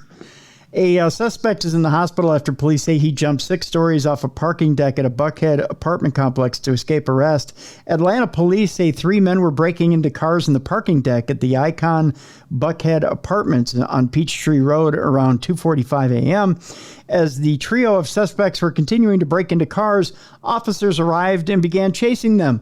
Investigators say one of the men was arrested and another suspect leapt from the parking deck before being arrested. The injured suspect was taken to Grady Memorial Hospital. His current condition right now is unknown. The third suspect was attempting to drive away from the scene, but crashed into an APD patrol vehicle. Police have not confirmed if he was able to get away from the scene or if he has also been arrested or just flew away. One of the other. He just took off. Yeah. It's unclear how many cars were broken into before police arrived. None of the suspects' identities have been released. So there you go. If you ever need to get away from police and you've got 6 stories between you and the police, just take a shot at it. Hey, A for effort, right? That's right. I'm curious what he's jumping to. Like, there has to be something where he's like, I can make this. I can totally make this. Somebody's seen one too many Die Hard movies. Yes. Yeah. He forgot to tie the fire hose around his waist. Yeah, that's exactly what it was. In the second part of the I Believe I Can Fly, evidently monkeys aren't smartened up to the fact that humans don't fly. Oh, no. Monkeys. No. Monkey see, monkey do. Yeah. Monkeys in India tossed a boy off a 3rd-story rooftop and killed him. That's because they were roughing him up for money. He wouldn't give them the information they wanted, so they tossed him. Yeah. A troop of wild monkeys in India stole a baby from his father and tossed the boy from a 3rd-story rooftop, killing him instantly. Wow. What dick monkeys. I know, Dick Monkeys. That's the name of my new band, by the way. Album drops on Tuesday. It does. The infant's father, 25-year-old Nirdesh Upadhyay, and his wife were on the rooftop with their 4-month-old son. Why are they on the rooftop? Yeah. Why are you on a roof? Evidently to show their 4-month-old son Friday the sights. And I think they were trying to reenact the Lion King. Probably. Hold them up. Yeah, they were in Bar Riley when several monkeys attacked them out of nowhere, evidently. This according to DNA India. Upadhyay's wife managed to escape the unhinged monkeys, but the troop cornered him. He tried to run off, but dropped his son as he did. Oh, nice. Oh, he threw the kid to the monkey. Here, take him. Take him. Jesus. Let me go. Take him. Leaving one of the animals to scoop up the boy and toss him off the roof. Oh, jeez. An investigation into the deadly incident is reportedly underway. The boy died instantly. The enraged monkeys also attacked other relatives in addition to the boy's father when they responded to the roof. The dead boy is survived by his parents and one sibling. The family had been prepping for the child's naming ceremony when the fatal attack occurred. The boy's death comes just a month after a gang of monkeys snatched a 1-month-old baby from his breastfeeding mother in Tanzania on June 18th. The boy, identified as Luhaiba, was eventually freed but died from his injuries at a hospital. Police in Tanzania said similar incidents are not uncommon in isolated villages, such as Mwangongo, I believe, which is near Gombe National Park. Well, we figured out how they're getting the kids to work in that auto factory. Monkeys are stealing them. I guess, and then throwing them into an assembly line. Yep. Yikes. Interesting. I used to want a pet monkey. Now I don't. I still kind of do, but like a smaller monkey that I can take over. You know? Well, how big were these? Like, I guess he said there's a gang of monkeys, so that's why he couldn't fight back. Right. Yeah, it's a gang of monkeys. So, yeah, if it's one-on-one, I can take a monkey. Yeah, you got to get a smaller monkey, like no bigger than the size of your fist. Yeah. So because then if he tries to throw you, you just grab him and throw him. Yeah, so you can hit him real quick. Yeah, they'll land on their feet. They're like cats. I got it planned out, you know. Yeah. Yeah, that type of deal. That's how it goes. I know people. No monkeys were hurt in the recording of this podcast. Right, exactly. You know, we want to make it clear that we're not pro abusing monkeys. You don't want to shock the monkey. You don't want to hurt the monkey.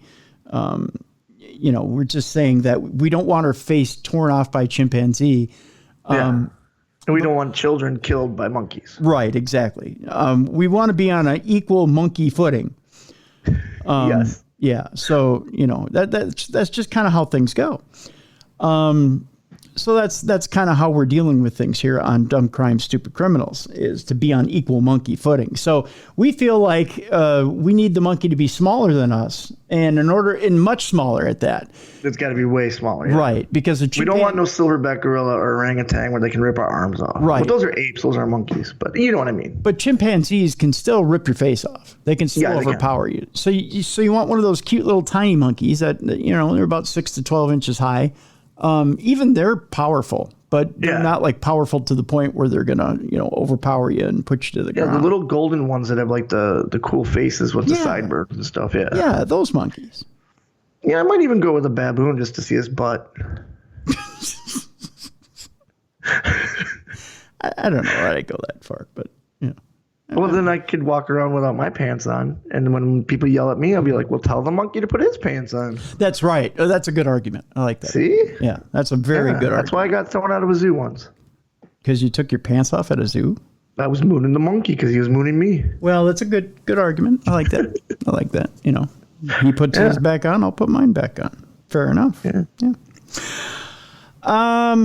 You know, there's just no justice in the world.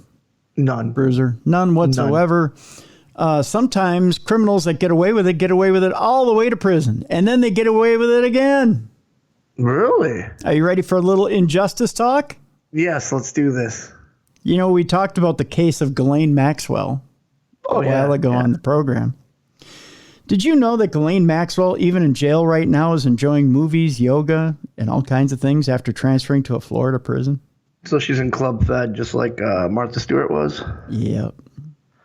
Yeah. But okay. Martha Stewart got arrested for like tax stuff, right? Isn't that what it was? Tax. That's what you. So like, it's not a violent crime. No one was hurt. No. I can see sending her to Club Fed. Yeah. This lady perpetrated the abuse of several children over many years. Sex trafficking, my friend. Sex trafficking. Yeah. Yep. She needs to be in a prison where the only movies you can watch are like the old 1950 or even 1920 silent films, Charlie Chaplin films or something. Something like that, yeah. Yeah. The article starts out, she has a new home. Get it? She has a new home.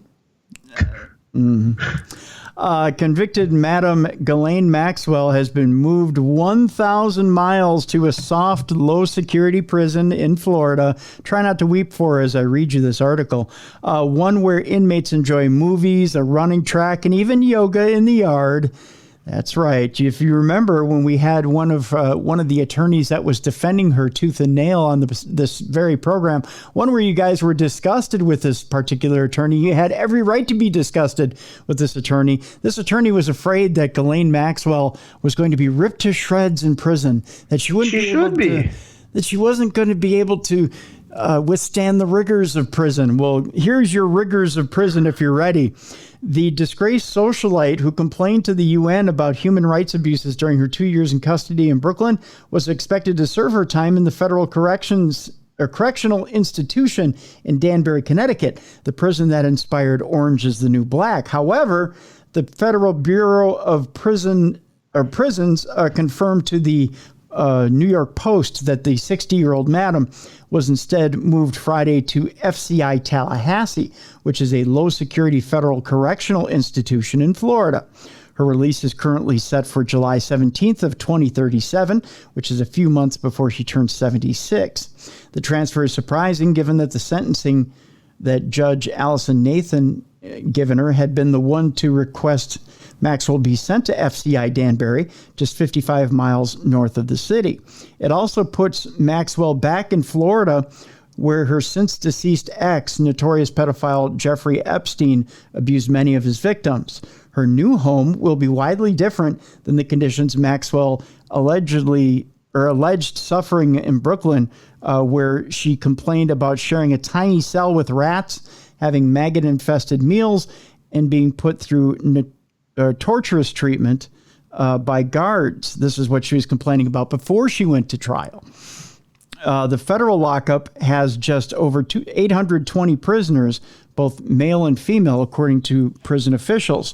While she will be awoken every morning at 6 a.m., she'll get plenty of movement and activities, unlike the solitary confinement she mostly was subjected to while held in the Big Apple. Maxwell, a longtime pal of disgraced UK royal Prince Andrew, will wear a uniform of khaki pants and a matching shirt, or can wear a dress of the same color if she prefers. This is what the prison handbook states. And after complaining of being barred from having visitors in Brooklyn, she will be free to get weekly visits. Hold on here. With up to 4 adults and 8 kids at any one time. Why are they letting kids by her? This makes me mad. She was harming children. She was getting children lined up, and these children are victims. And she gets off. Like, yeah, she got sentenced, but like, I'm sorry, you go to prison. Okay, cool, you're in a cell. You know, your cell's not big enough. Don't break the law. You don't like the food you're getting? Don't break the law. You don't traffic kids.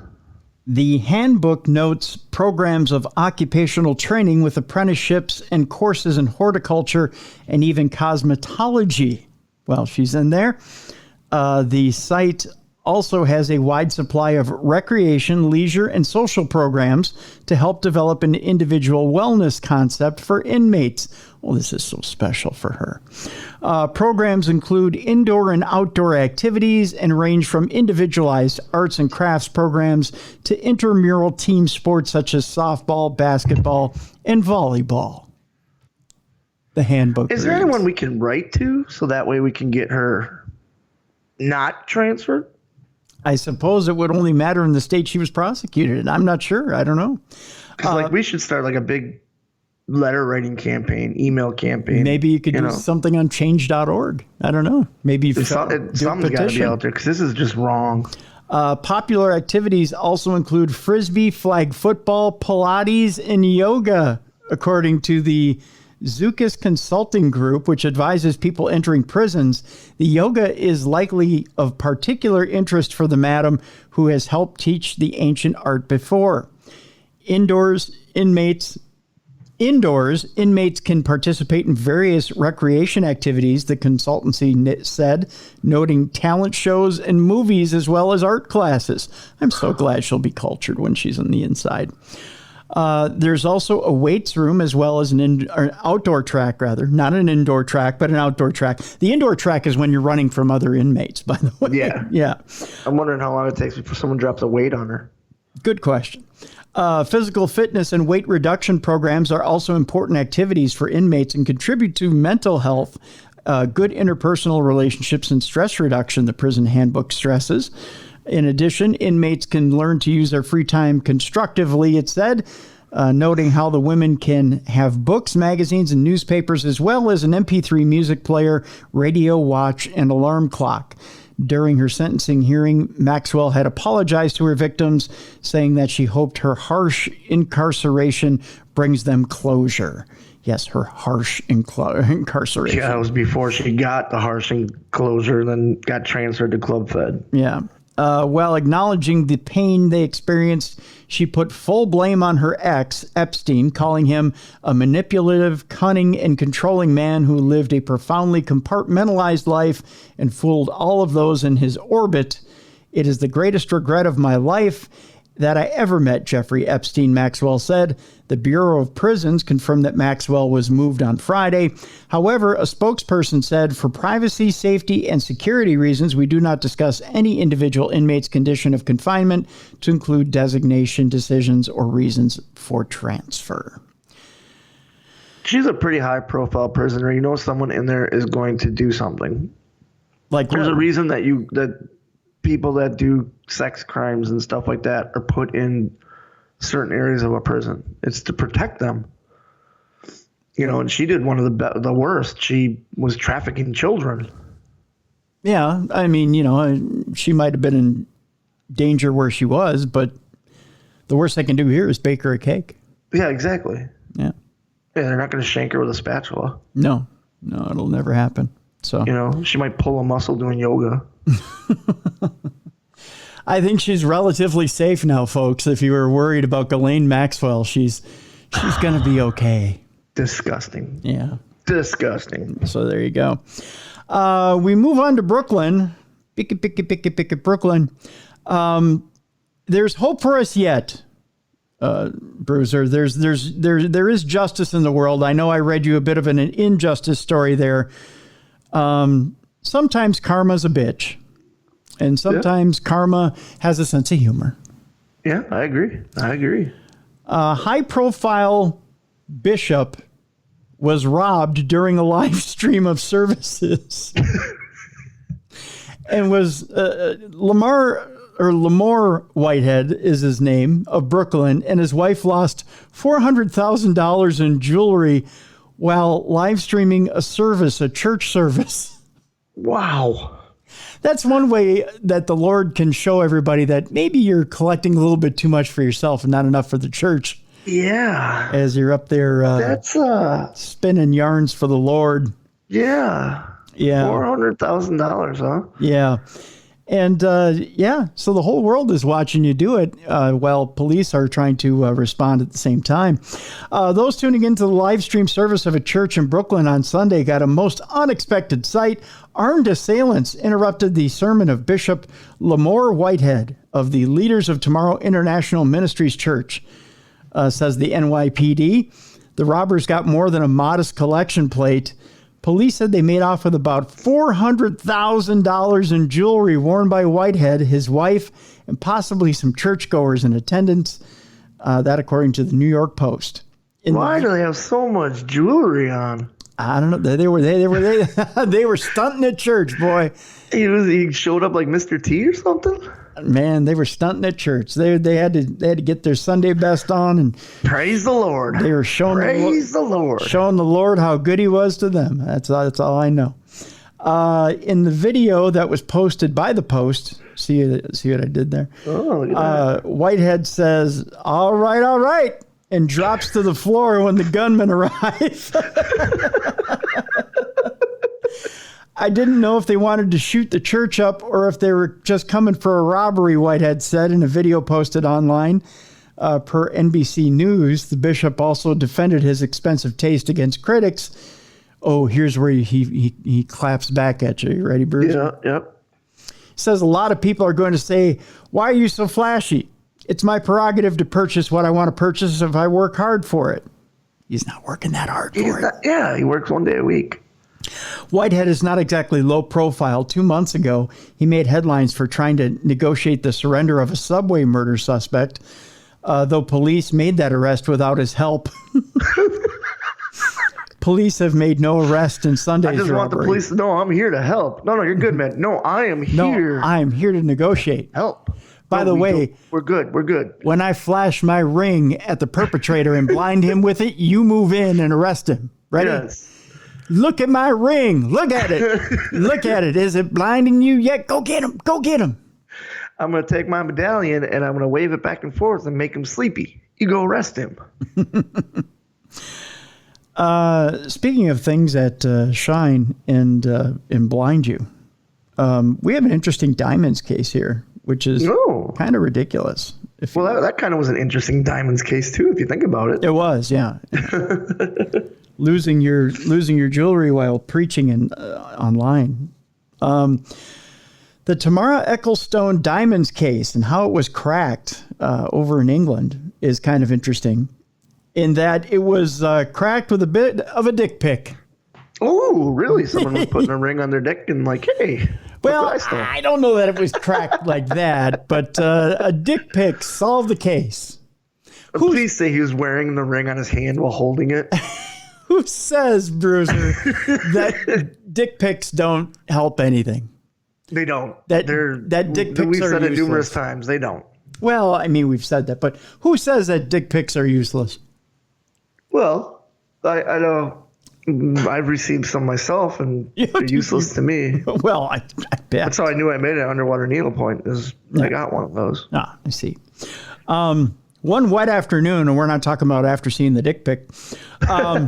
In January of 2020, it says Det Con, that must be his title, Thomas Grimshaw walked into a budget hotel off a nondescript street in southeast London with a hunch that it might help him crack a major case. Det Con Grimshaw, I got to be careful. Detective Constable is what Det Con stands for. I want to shorten that up, though, because I only got so many words in me. Det Con. Well, just making sure that you know. Detective Constable. Det Con. Det Con Grimshaw, it's hard to say, really, asked the receptionist about guests who had stayed there in mid-December. She told him about a group she remembered vividly. One of them had sent her colleague inappropriate messages on the hotel's out-of-hours iPhone, including a dick pic. They saved his number as Weirdo. I'm going to, hey guys, watch this. I'm going to totally hit on the concierge. Watch. Click. Yeah, she's so mine now. She's going to love me. It was the breakthrough that Det Con Grimshaw was looking for. Finding that phone number helped police identify their first suspect in the biggest domestic burglary in English legal history. Wow. Yeah. It was less than 2 weeks to Christmas 2019 when Tamara Ecclestone, her husband Jay Rutland, and daughter Sophia jetted off to Lapland. The daughter of former Formula One Supremo Bernie Ecclestone had posted a picture before her departure on Instagram. The night, a gang of thieves that would make off from her home in West London's Kensington Palace Gardens, dubbed Billionaires Row, with more than £25 million worth of cash and jewelry, including diamonds and watches. A security guard at the property discovered 3 unmasked intruders just after 11 o'clock that evening. They were inside Ecclestone's dressing room, known as the Vault. Its 6-inch reinforced steel door was not locked. So who stole Tamara Ecclestone's diamonds? Well, who's really behind that Britain's biggest ever burglary? The police, the victims, and even the suspects talk for the first time about the 26 million pound series of raids on celebrity homes. The intruders fled past him, scattering tinsel and Christmas decorations in their wake. One threw a fire extinguisher as they escaped through a small window with their multi-million pound haul. The investigation was named Operation Oakland by specialist flying squad detectives. At first, they didn't have much to go on. 2 burner phones and a screwdriver were found in one of the mansion's rooms. There was also grainy CCTV footage of the burglars strolling across Ecclestone's back garden before the raid, and then afterwards sprinting behind one of the property's more distinctive features, the world's largest Wendy house, which, according to Hello magazine, cost £10,000. Nearby CCTV picked up 3 figures getting into a black taxi cab on Kensington Church Road. Detectives set to work tracking down every black cab that had operated within a mile radius that night. They identified a possible 1,006 of them. Then they began calling cabbies to ask if they remembered picking up 3 Eastern European men. One cab driver, Terry, told officers that he remembered one of the men had banged on his door before bursting into the cab. Terry had taken all 3 to the back of the Hilton Hotel on Park Lane, charging them £16. CCTV had picked up 3 men carrying bags, later found to be Ecclestone's and Rutland's, and then getting into another cab. This cab then headed off into the night. Detectives traced the driver, a man named Jimmy, who couldn't remember exactly where he dropped his passengers that night. All he knew is that it was somewhere near the border between southeast London and Kent, like Orpington or Petts Wood. But he remembered a distinctive bridge with arches. This allowed detectives to narrow the search down to the suburb of St. Mary Cray and begin a CCTV trawl of the area. One clip showed figures walking along a small lane just off the high street. Opposite a police station stood a budget hotel called TLK Apartments. Detcon Thomas Grimshaw followed his hunch that he should pay it a visit and was told about the dick pic. Here we go. Once I knew this, I felt like we'd identified the right group of people, said Detcon Grimshaw. The reception staff had taken a photocopy of the sender's photo ID when he had checked in. His name was Yugoslav, I believe it's Jovanovic, 23-year-old Italian national. Detectives had their initial suspect. They discovered that Jovanovic had entered the UK on the 30th of November, flying into Stansted on board a Ryanair flight from Stockholm. He checked into the hotel in St. Mary Cray that day. Further checks showed that he left London City Airport on the 18th of December. More suspects would soon be identified, but first police unearthed evidence that the Ecclestone raid hadn't been the only celebrity heist carried out by the thieves. A check on the systems revealed that there had been another high-end burglary in West London on the 1st of December. More than £60,000 worth of luxury watches, cufflinks, and bracelets belonging to football manager Frank Lampard and his broadcaster wife Christine had been stolen while the couple were out at Winter Wonderland in Hyde Park. Doorbell footage of this raid revealed a man similar in appearance to Jovanovic's ID card. Police knew that this burglary was the day after Jovanovic had arrived in the UK. They widened their search, and how many high-end burglaries were there in London between the 1st and the 18th of December? They quickly identified another one in Knightsbridge on the 10th of December. More than £1 million worth of items were reportedly stolen from the townhouse home of the late Leicester City Football Club owner. Oh, boy, I'm not going to be able to pronounce his last name, but we'll just call him Vaiche. Or Vaichai, I believe it is.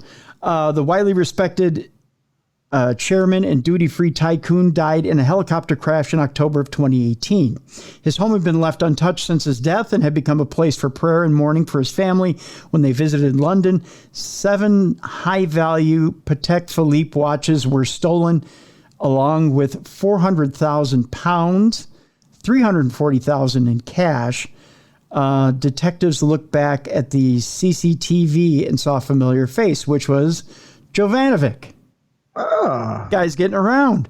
He sure is. I like how they're describing his face when they have a dick pic too. Like, yeah, it's kind of hard to do for most people. You don't want to look a guy in the face after you've seen his dick, but yeah, exactly. Yeah. It's almost like that scene in Porky's where they make him line up. Yeah. But these cops are diligent. The police case was split into 2 parts. They would go on to identify a total of 4 men who were believed to be the burglars who carried out the raids at the home of Ecclestone, Lampard, and the football club owner.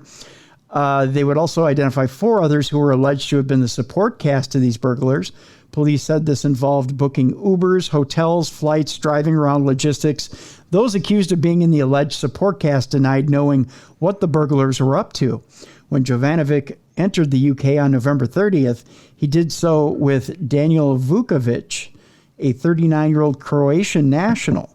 Both men, identified by police as 2 of the burglars, checked into the hotel in St. Mary Cray that day. On the 18th of November, both men left the country, Jovanovic to Milan, Vukovic to Belgrade from Heathrow. He was with a woman called Maria Mester. Mester has a son, Emil Bogdan Savastru, who had flown into London from Tokyo on the 12th of December and left in early January from Milan. Mester and Savastru were alleged to have been part of the support cast along with 2 other men, Romanian national Alexandru Stan and Sorin Markovici. Stan lived in Harrow, where Jovanovic and Vukovic went after raiding Lampard's house. The pair had triggered a silent alarm there and fled the scene where they heard police sirens. They hopped over a back fence, cutting themselves on some broken glass in the process.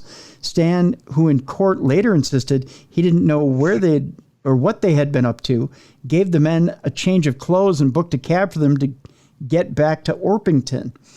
Markovici, who would tell a court that he had no idea what the burglars were up to, appeared to have popped down to southeast London to drive the group around the old Church Street area of Chelsea, Knightsbridge, and Kensington Palace Gardens as the burglars carried out the reconnaissance. It was clear, too, that the burglars had used public transport and black cabs to get around London, blending in as ordinary people or tourists. Over 14 days, cell site data pinpointed them in Golders Green, London Bridge, New Bond Street, Chelsea, Fulham, and Orpington. Essentially, these men got around. They got robbing places, and station CCTV would throw up another lead. Jovanovic was seen shaking hands with a 5th man and walking across the concourse with him. Police followed the man's movements and realized that he had used his bank card to tap out of a ticket barrier. This man would turn out to be Maria Mester's son, Emil Bogdan Savastru. They later discovered had flown into London from Tokyo on the 12th of December, like we had mentioned before. Let's get to the dick pic, shall we? Yes. So let's learn our lesson that when you rob millions and millions of dollars, do not send dick pics. So they're talking about how Facebook pictures of Mester, the lady, showed she had worn a necklace similar to one bought by Jay Rutland for his wife in Los Angeles. So they're starting to put things together, okay? Okay. Of how this team had been stealing things and they're slipping up in public, all right? It's at this point, I'm trying to kind of skip ahead in the story a little bit here. So later on the 1st of December, let's see here. Okay, so Stan had told the court that he had been asked by a friend to help out some Italians who were new to London who needed help with a car and getting around. He had met them for coffee and exchanged numbers.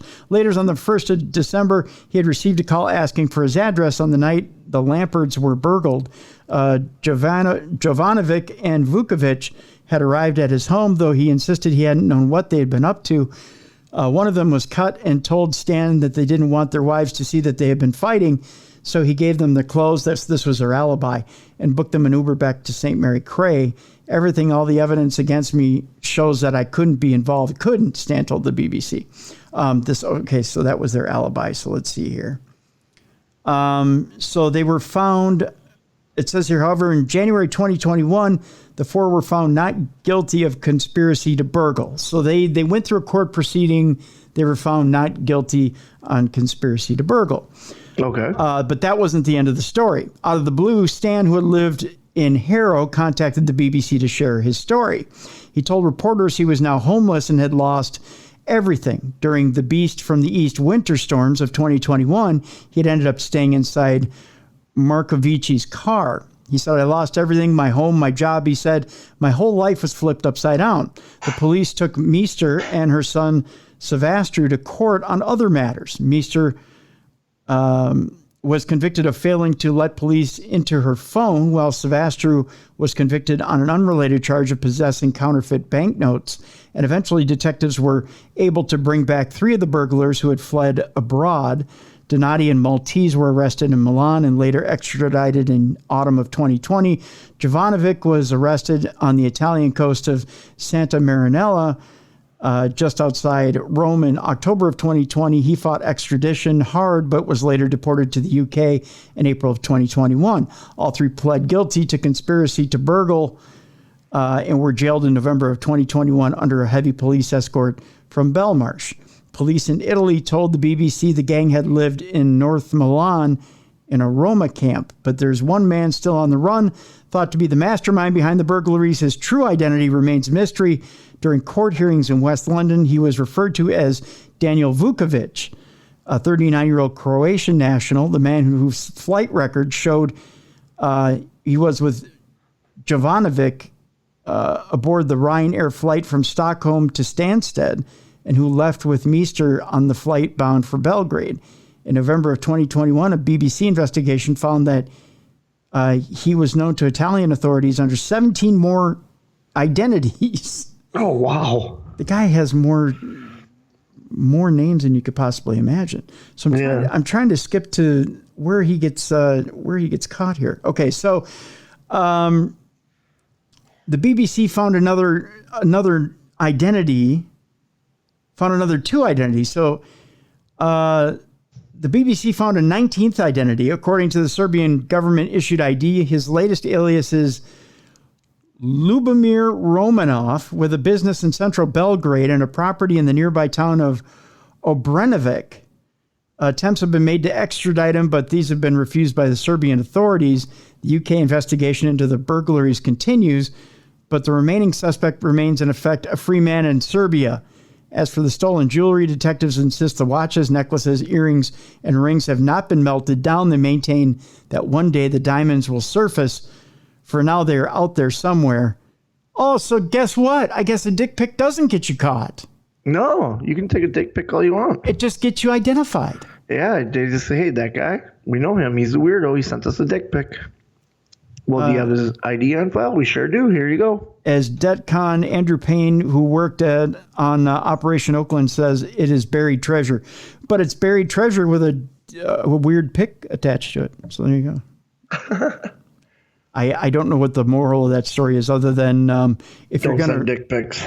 Well, or if you're going to send a dick pic, at least rob somebody. So in that way, you can distract them with the dick pic. And yes. The moral of the story is at least get something out of it, I guess. Yeah, exactly. Yeah, exactly. Yeah, do a major crime, then send a dick pic and throw them off with the dick pic, so that you, I don't know, so that you get something out of it. Yeah, I guess Yeah. So moral of the story is when you rob millions and millions of dollars, take a dick pic, and they'll buy you time to flee.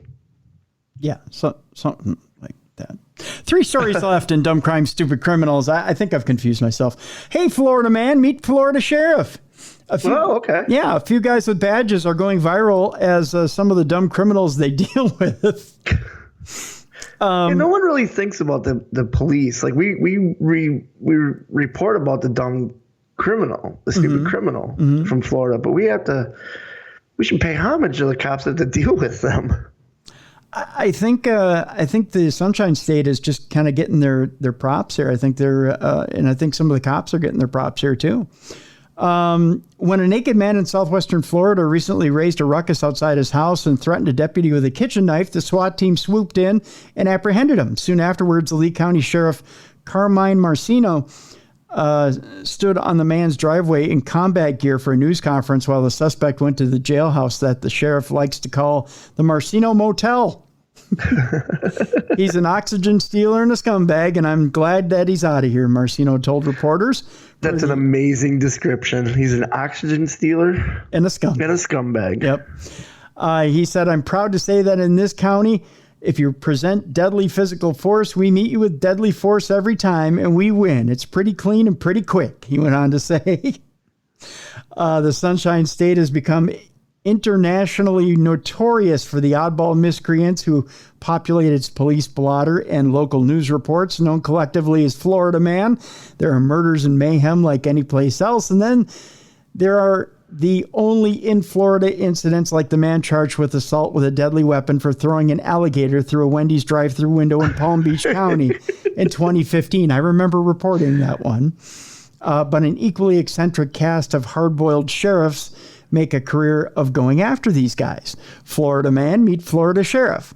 But all but one of Florida's 67 counties have an elective sheriff, and they wield enormous influence in part because they're often the only countywide elected official.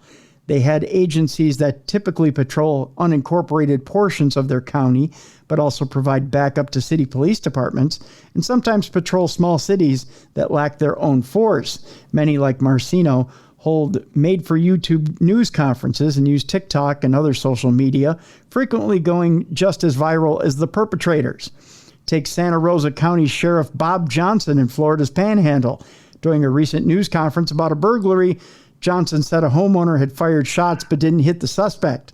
Johnson encouraged that homeowner to take a gun safety course offered every other Saturday at the sheriff's office so he could better take matters into his own hands. Learn to shoot a little better, Johnson said. Save the taxpayers money. What a great cop. Yep. On the Atlantic coast near Cape Canaveral, Brevard County Sheriff Wayne Ivey makes a game of crime, literally. His weekly Wheel of Fugitive videos feature the sheriff by pinning a wheel of photos of the 10 of the county's most wanted. Everybody watches it. Even the fugitives watch it to see who becomes fugitive of the week. They want to celebrate and be like, oh, it's me. I'm the fugitive of the week. Look at me. The Twitter account of Pasco County Sheriff Chris Naco, or Nocho, however you want to say it, who has starred in A&E's network's live PD show, made a splash with local sad criminal of the day posts. His agency also copyrighted the now viral hashtag 9 p.m. routine, a reminder to lock car doors in homes every night. Okay. That's not a bad idea. No, it's not. Polk County Sheriff Grady Judd, who constantly targets gangs, drug dealers, and prostitution rings in his folksy southern drawl, has been a frequent hit on TV since he was first elected. With no party affiliation in 2005, Judd says of school shooters, "We're going to shoot you graveyard dead." There's a different kind of dead? I guess so. He also has praised homeowners for firing on intruders, including one last December. He gave him an early Christmas present. Only Santa Claus gets to come in your house. That's tough, man. These guys are cool. They know they're dealing with idiots. That's why they're this way. That's right. Judd often refers to the Polk County Jail as the Poke Pokey. And last holiday season, his office sold their version of the popular Elf on a Shelf doll, dubbed Sheriff on a Shelf, and he personally autographed Sheriff Judd bobbleheads. One of Judd's latest targets was not exactly the crime of the century, but Judd had plenty to say about a woman accused of assaulting workers at a McDonald's because her order was wrong. "She's a pretty lady," he went on to say, "but she was McMad." Judd said on May 20th, "I don't know if she was 2 fries short of a Happy Meal, but she created a McMess and acted like a McNut." Look at this guy. I know, right? He said, "This is Polk County. We don't put up with that McJunk." So there you go. Love it. The colorful sheriffs of I love Florida. that the sheriffs are just as colorful as the criminals. Yeah. Well, you have to be. I mean, come on. Yeah. You have to have a sense of humor dealing with the alligators through drive-through windows and naked men with kitchen knives. Yeah. No, you gotta have some spunk. That's for sure. 2 more stories here, Bruiser. The first one, never an excuse. You know, if you want to get together with your congressman, if you have suggestions, if you have a concern, if you want to change the way things are in your community, you probably want to pull them aside and have a good talk with them, right? Yeah. You want to get your point across. You never want to load up on a few younglings and pull them aside literally and get into a physical altercation. Never the way to do it. No, that you won't get your way then. Right. They just chalk you up to being a drunk idiot. That's right. And they'll probably hit you up with a federal assault charge as well. Yeah, it never goes well. Listen here, you congressman. this bill you passed. A bill? I saw that on that show. Yeah, and then you're down and then you're dead. That's it. You passed out. And then some sheriff has you in the pokey. Well, it turns out that a congressman's alleged attacker says, I was drunk. There's a shock. David Jacobonis, I believe his name is. Do you think that defense would get him off? Like, I was drunk. No. Oh, well, by all means, go ahead. Sorry. We didn't mean to interrupt. No, that's probably going to make it worse for him. David Jacobonis is held on federal assault charge after an altercation with Representative Lee Zeldin. A man accused of attacking New York GOP gubernatorial candidate Lee Zeldin at a campaign rally told investigators he'd been drinking that day and didn't know who the congressman was. Really? You don't know who he is? He's been drinking. 43-year-old David Jacobonis made an initial court appearance this past weekend before a federal judge in Rochester, New York, on a single count of assaulting a member of Congress with a deadly weapon, or dangerous weapon, rather. The charge carries a potential maximum penalty of 10 years in prison. I bet you remember now. Yeah, oh, yeah. Yeah. Oh, yeah. Yeah. He was held until a bail hearing in federal court on Wednesday. Prosecutors said he would should remain detained. Let me do this again. Prosecutors said he should remain detained as a flight risk and is dangerous, according to a court filing. Jacobonis let me try again. I've been drinking before this story to try and get into his mindset. Jacobonis was arraigned Friday on a separate state charge of attempted assault and was released by a local judge. That prompted criticism from Zeldin and other Republicans who held it up as an example of the need for reform to New York's bail laws, something Zeldin has called on Democratic Governor Kathy Hochul to toughen. A 2019 bail reform law in New York eliminated pretrial incarceration for people accused of most nonviolent offenses. The law gives judges the option to set bail in nearly all cases involving violent felonies, but it has exceptions for certain attempted felonies like attempted assault. The federal criminal complaint filed Saturday alleged Jacobonis, an Iraq war veteran, told investigators he was drinking whiskey on Thursday before he went on stage as Zeldin addressed a Veterans of Foreign Wars post in the town of Parenton to ask the speaker if he was disrespecting veterans. Jacobonis did not know who the speaker was or that the speaker was a political person, according to the complaint. The complaint added that when Jacobonis watched videos of Thursday night's incident, he told investigators he must have checked out, and that what was... I don't remember any of that. I don't know.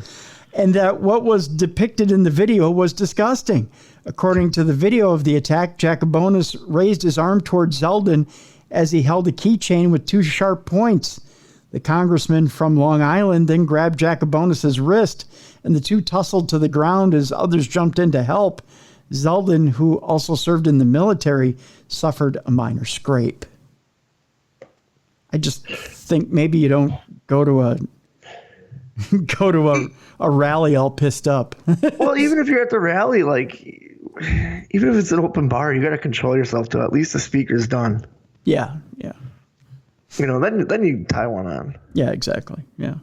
Go I there. like how he's like, I don't remember any of this. Look at this jackass. Who's this? That's you. Go there. You're that jackass. Go there to listen to what he has to say. Then tie a few on. Don't do it in reverse. Right. Yeah. And finally, Bruiser, in Dumb Crime, Stupid Criminals, this is a dumb lawsuit. Okay. Are you ready for this? Yeah, let's see what this lawsuit's about. It's a dumb lawsuit, dumb result, and then dumb lawsuit, dumb result, and even dumber consequences. Okay. Are you ready for this? Yes. This lady got stood up and then sued her date. That ranks right up there with suing your auto insurance because you get a venereal disease. That's exactly right. Kashante Short gets into a tiff with the judge during a virtual hearing. We go to Michigan, where a Michigan woman is suing a man for standing her up on a date and appeared at a virtual court hearing this week that turned into a shouting match. It plays like the greatest 10-minute soap opera, TMZ reported. This made TMZ, huh? It made TMZ. The Zoom hearing began with Judge Herman Maribel Jr. asking defendant Richard Jordan if he would be representing himself. To be honest with you, sir, I thought this was going to be thrown out. He responded. We had a date, one date, and now I'm being sued for $10,000. The judge told Jordan that he'd need to file a motion to dismiss the suit. Kashante Short, who has a long history of filing lawsuits, then interjected, claiming Jordan lied in his response to the suit. If he responds and his response is a lie, it is perjury, then my documents would prove it's a lie, yelled Short, who sued Jordan for intentional infliction of emotional distress, noting the date had occurred on her late mother's birthday. No. How is he supposed to know that? I don't know. I'm so glad I'm married. You don't have to deal with this now. Right? No, Maribel replied before asking if Short knew what perjury means. He also told her she should have filed the case in a circuit court, not 67th District Court of Genesee County. He tried to explain that perjury requires a false statement made under oath, but Short kept talking. Bottom line is, you said that it was a criminal offense, so I will send this to circuit court, she said. Are we done here? Maribel said. No, I don't see anything in the complaint that says he made some false statement under oath, he said. Short, who TMZ reports looked to be conducting her business inside an airport for all to hear, continued shouting, "Do not do that. Do not insult my intelligence, as if I don't understand what perjury means," she said. She again claimed the judge had determined the case was criminal, while he denied he had made any such statement. Unable to get her to stop talking, Maribel ordered her mic to be muted. He again stated that circuit court had jurisdiction over the case and ultimately made the required transfer. USA Today notes Short should have had a thorough handle on the court system by now, considering she's filed at least a dozen suits in both court jurisdictions over the past 2 decades. AKA, don't date her. Yeah, so fellas in Michigan, if a little lady by the name of Kashante Short says, "Hey, you look interesting," unless turn around and walk away. Unless you're a barrister, I would not date her. Yep, exactly. And figure out a legal way to turn around and walk away. Yeah, exactly. I would just look at her and say, Your Honor, I don't have the necessary filing fee to get into court proceedings with you, so therefore I will respectfully decline this date. There you go. Yeah. Just have a sheet made out so that you can sign it. I'm respectfully declining to date you. Here, sign this. That's right. That's right. And that's how that goes. So, Bruiser, tell us what you got going on as far as bookings this month for the old underwater needlepoint. Training Wednesday nights. It's been going great at the AML Training Center in Winston-Salem, North Carolina. Mm-hmm. And then Saturday, I'm in Rockingham, North Carolina. Ooh. For a company called WCEW. And then Sunday, I am in Winston-Salem. Actually, no, I have to look at the city, but it's in Greensboro. It is Control Your Narrative versus AML. And I am representing AML against Braun Strowman and his company with EC3. Nice. Yeah. Be very cool. fun. Very cool. And we'll have a link in the description of this show to see where Bruiser is. If you didn't catch all that, if you were tuned out, we're in traffic, looking at birds hitting your windshield, whatever you were doing. If you're avoiding getting sued for standing somebody up. Yep. If you're right now responding to Kashante Short and her request for a date and weren't necessarily paying attention to Bruiser, we'll have a link in the description of this program to tell you where exactly Bruiser's going to be around the nation. So there you go. That's right. And also lots of pictures of Ziggy Starpup and Bruiser the cat. That's right. There's that as well. Tomorrow on Darkness Radio, it's Supernatural News and Parashare. By the way, if you have a supernatural experience that you've gone through and you want to share it with our audience and want Bruiser and I to weigh in on it, you can email me, tim@darknessradio.com. Get that into us, and we will read your email on the air and weigh in on it. So that'll do it for today. Thank you so much to our guest, Gus Garcia-Roberts. The book is an interesting one at that, and you're going to want to pick it up. The book is Jimmy the King, Murder, Vice, in the Reign of a Dirty Cop. The book is available right now on Amazon.com, BarnesandNoble.com, and other places. We've got a link in the description of this program right now. Go ahead, get a copy of that book right away. And believe it or not, it is available, I believe, on Kindle. And there is, I believe, some sort of a special on the trial on Kindle. So go ahead and look into that right now if you've got Kindle or interested in trying Kindle. So that'll do it for Beer City Bruiser. I'm Tim Dennis. Thank you so much for tuning in. We'll see you tomorrow right here on Darkness Radio. And thank you very much for joining us today on this episode of True Crime Tuesday.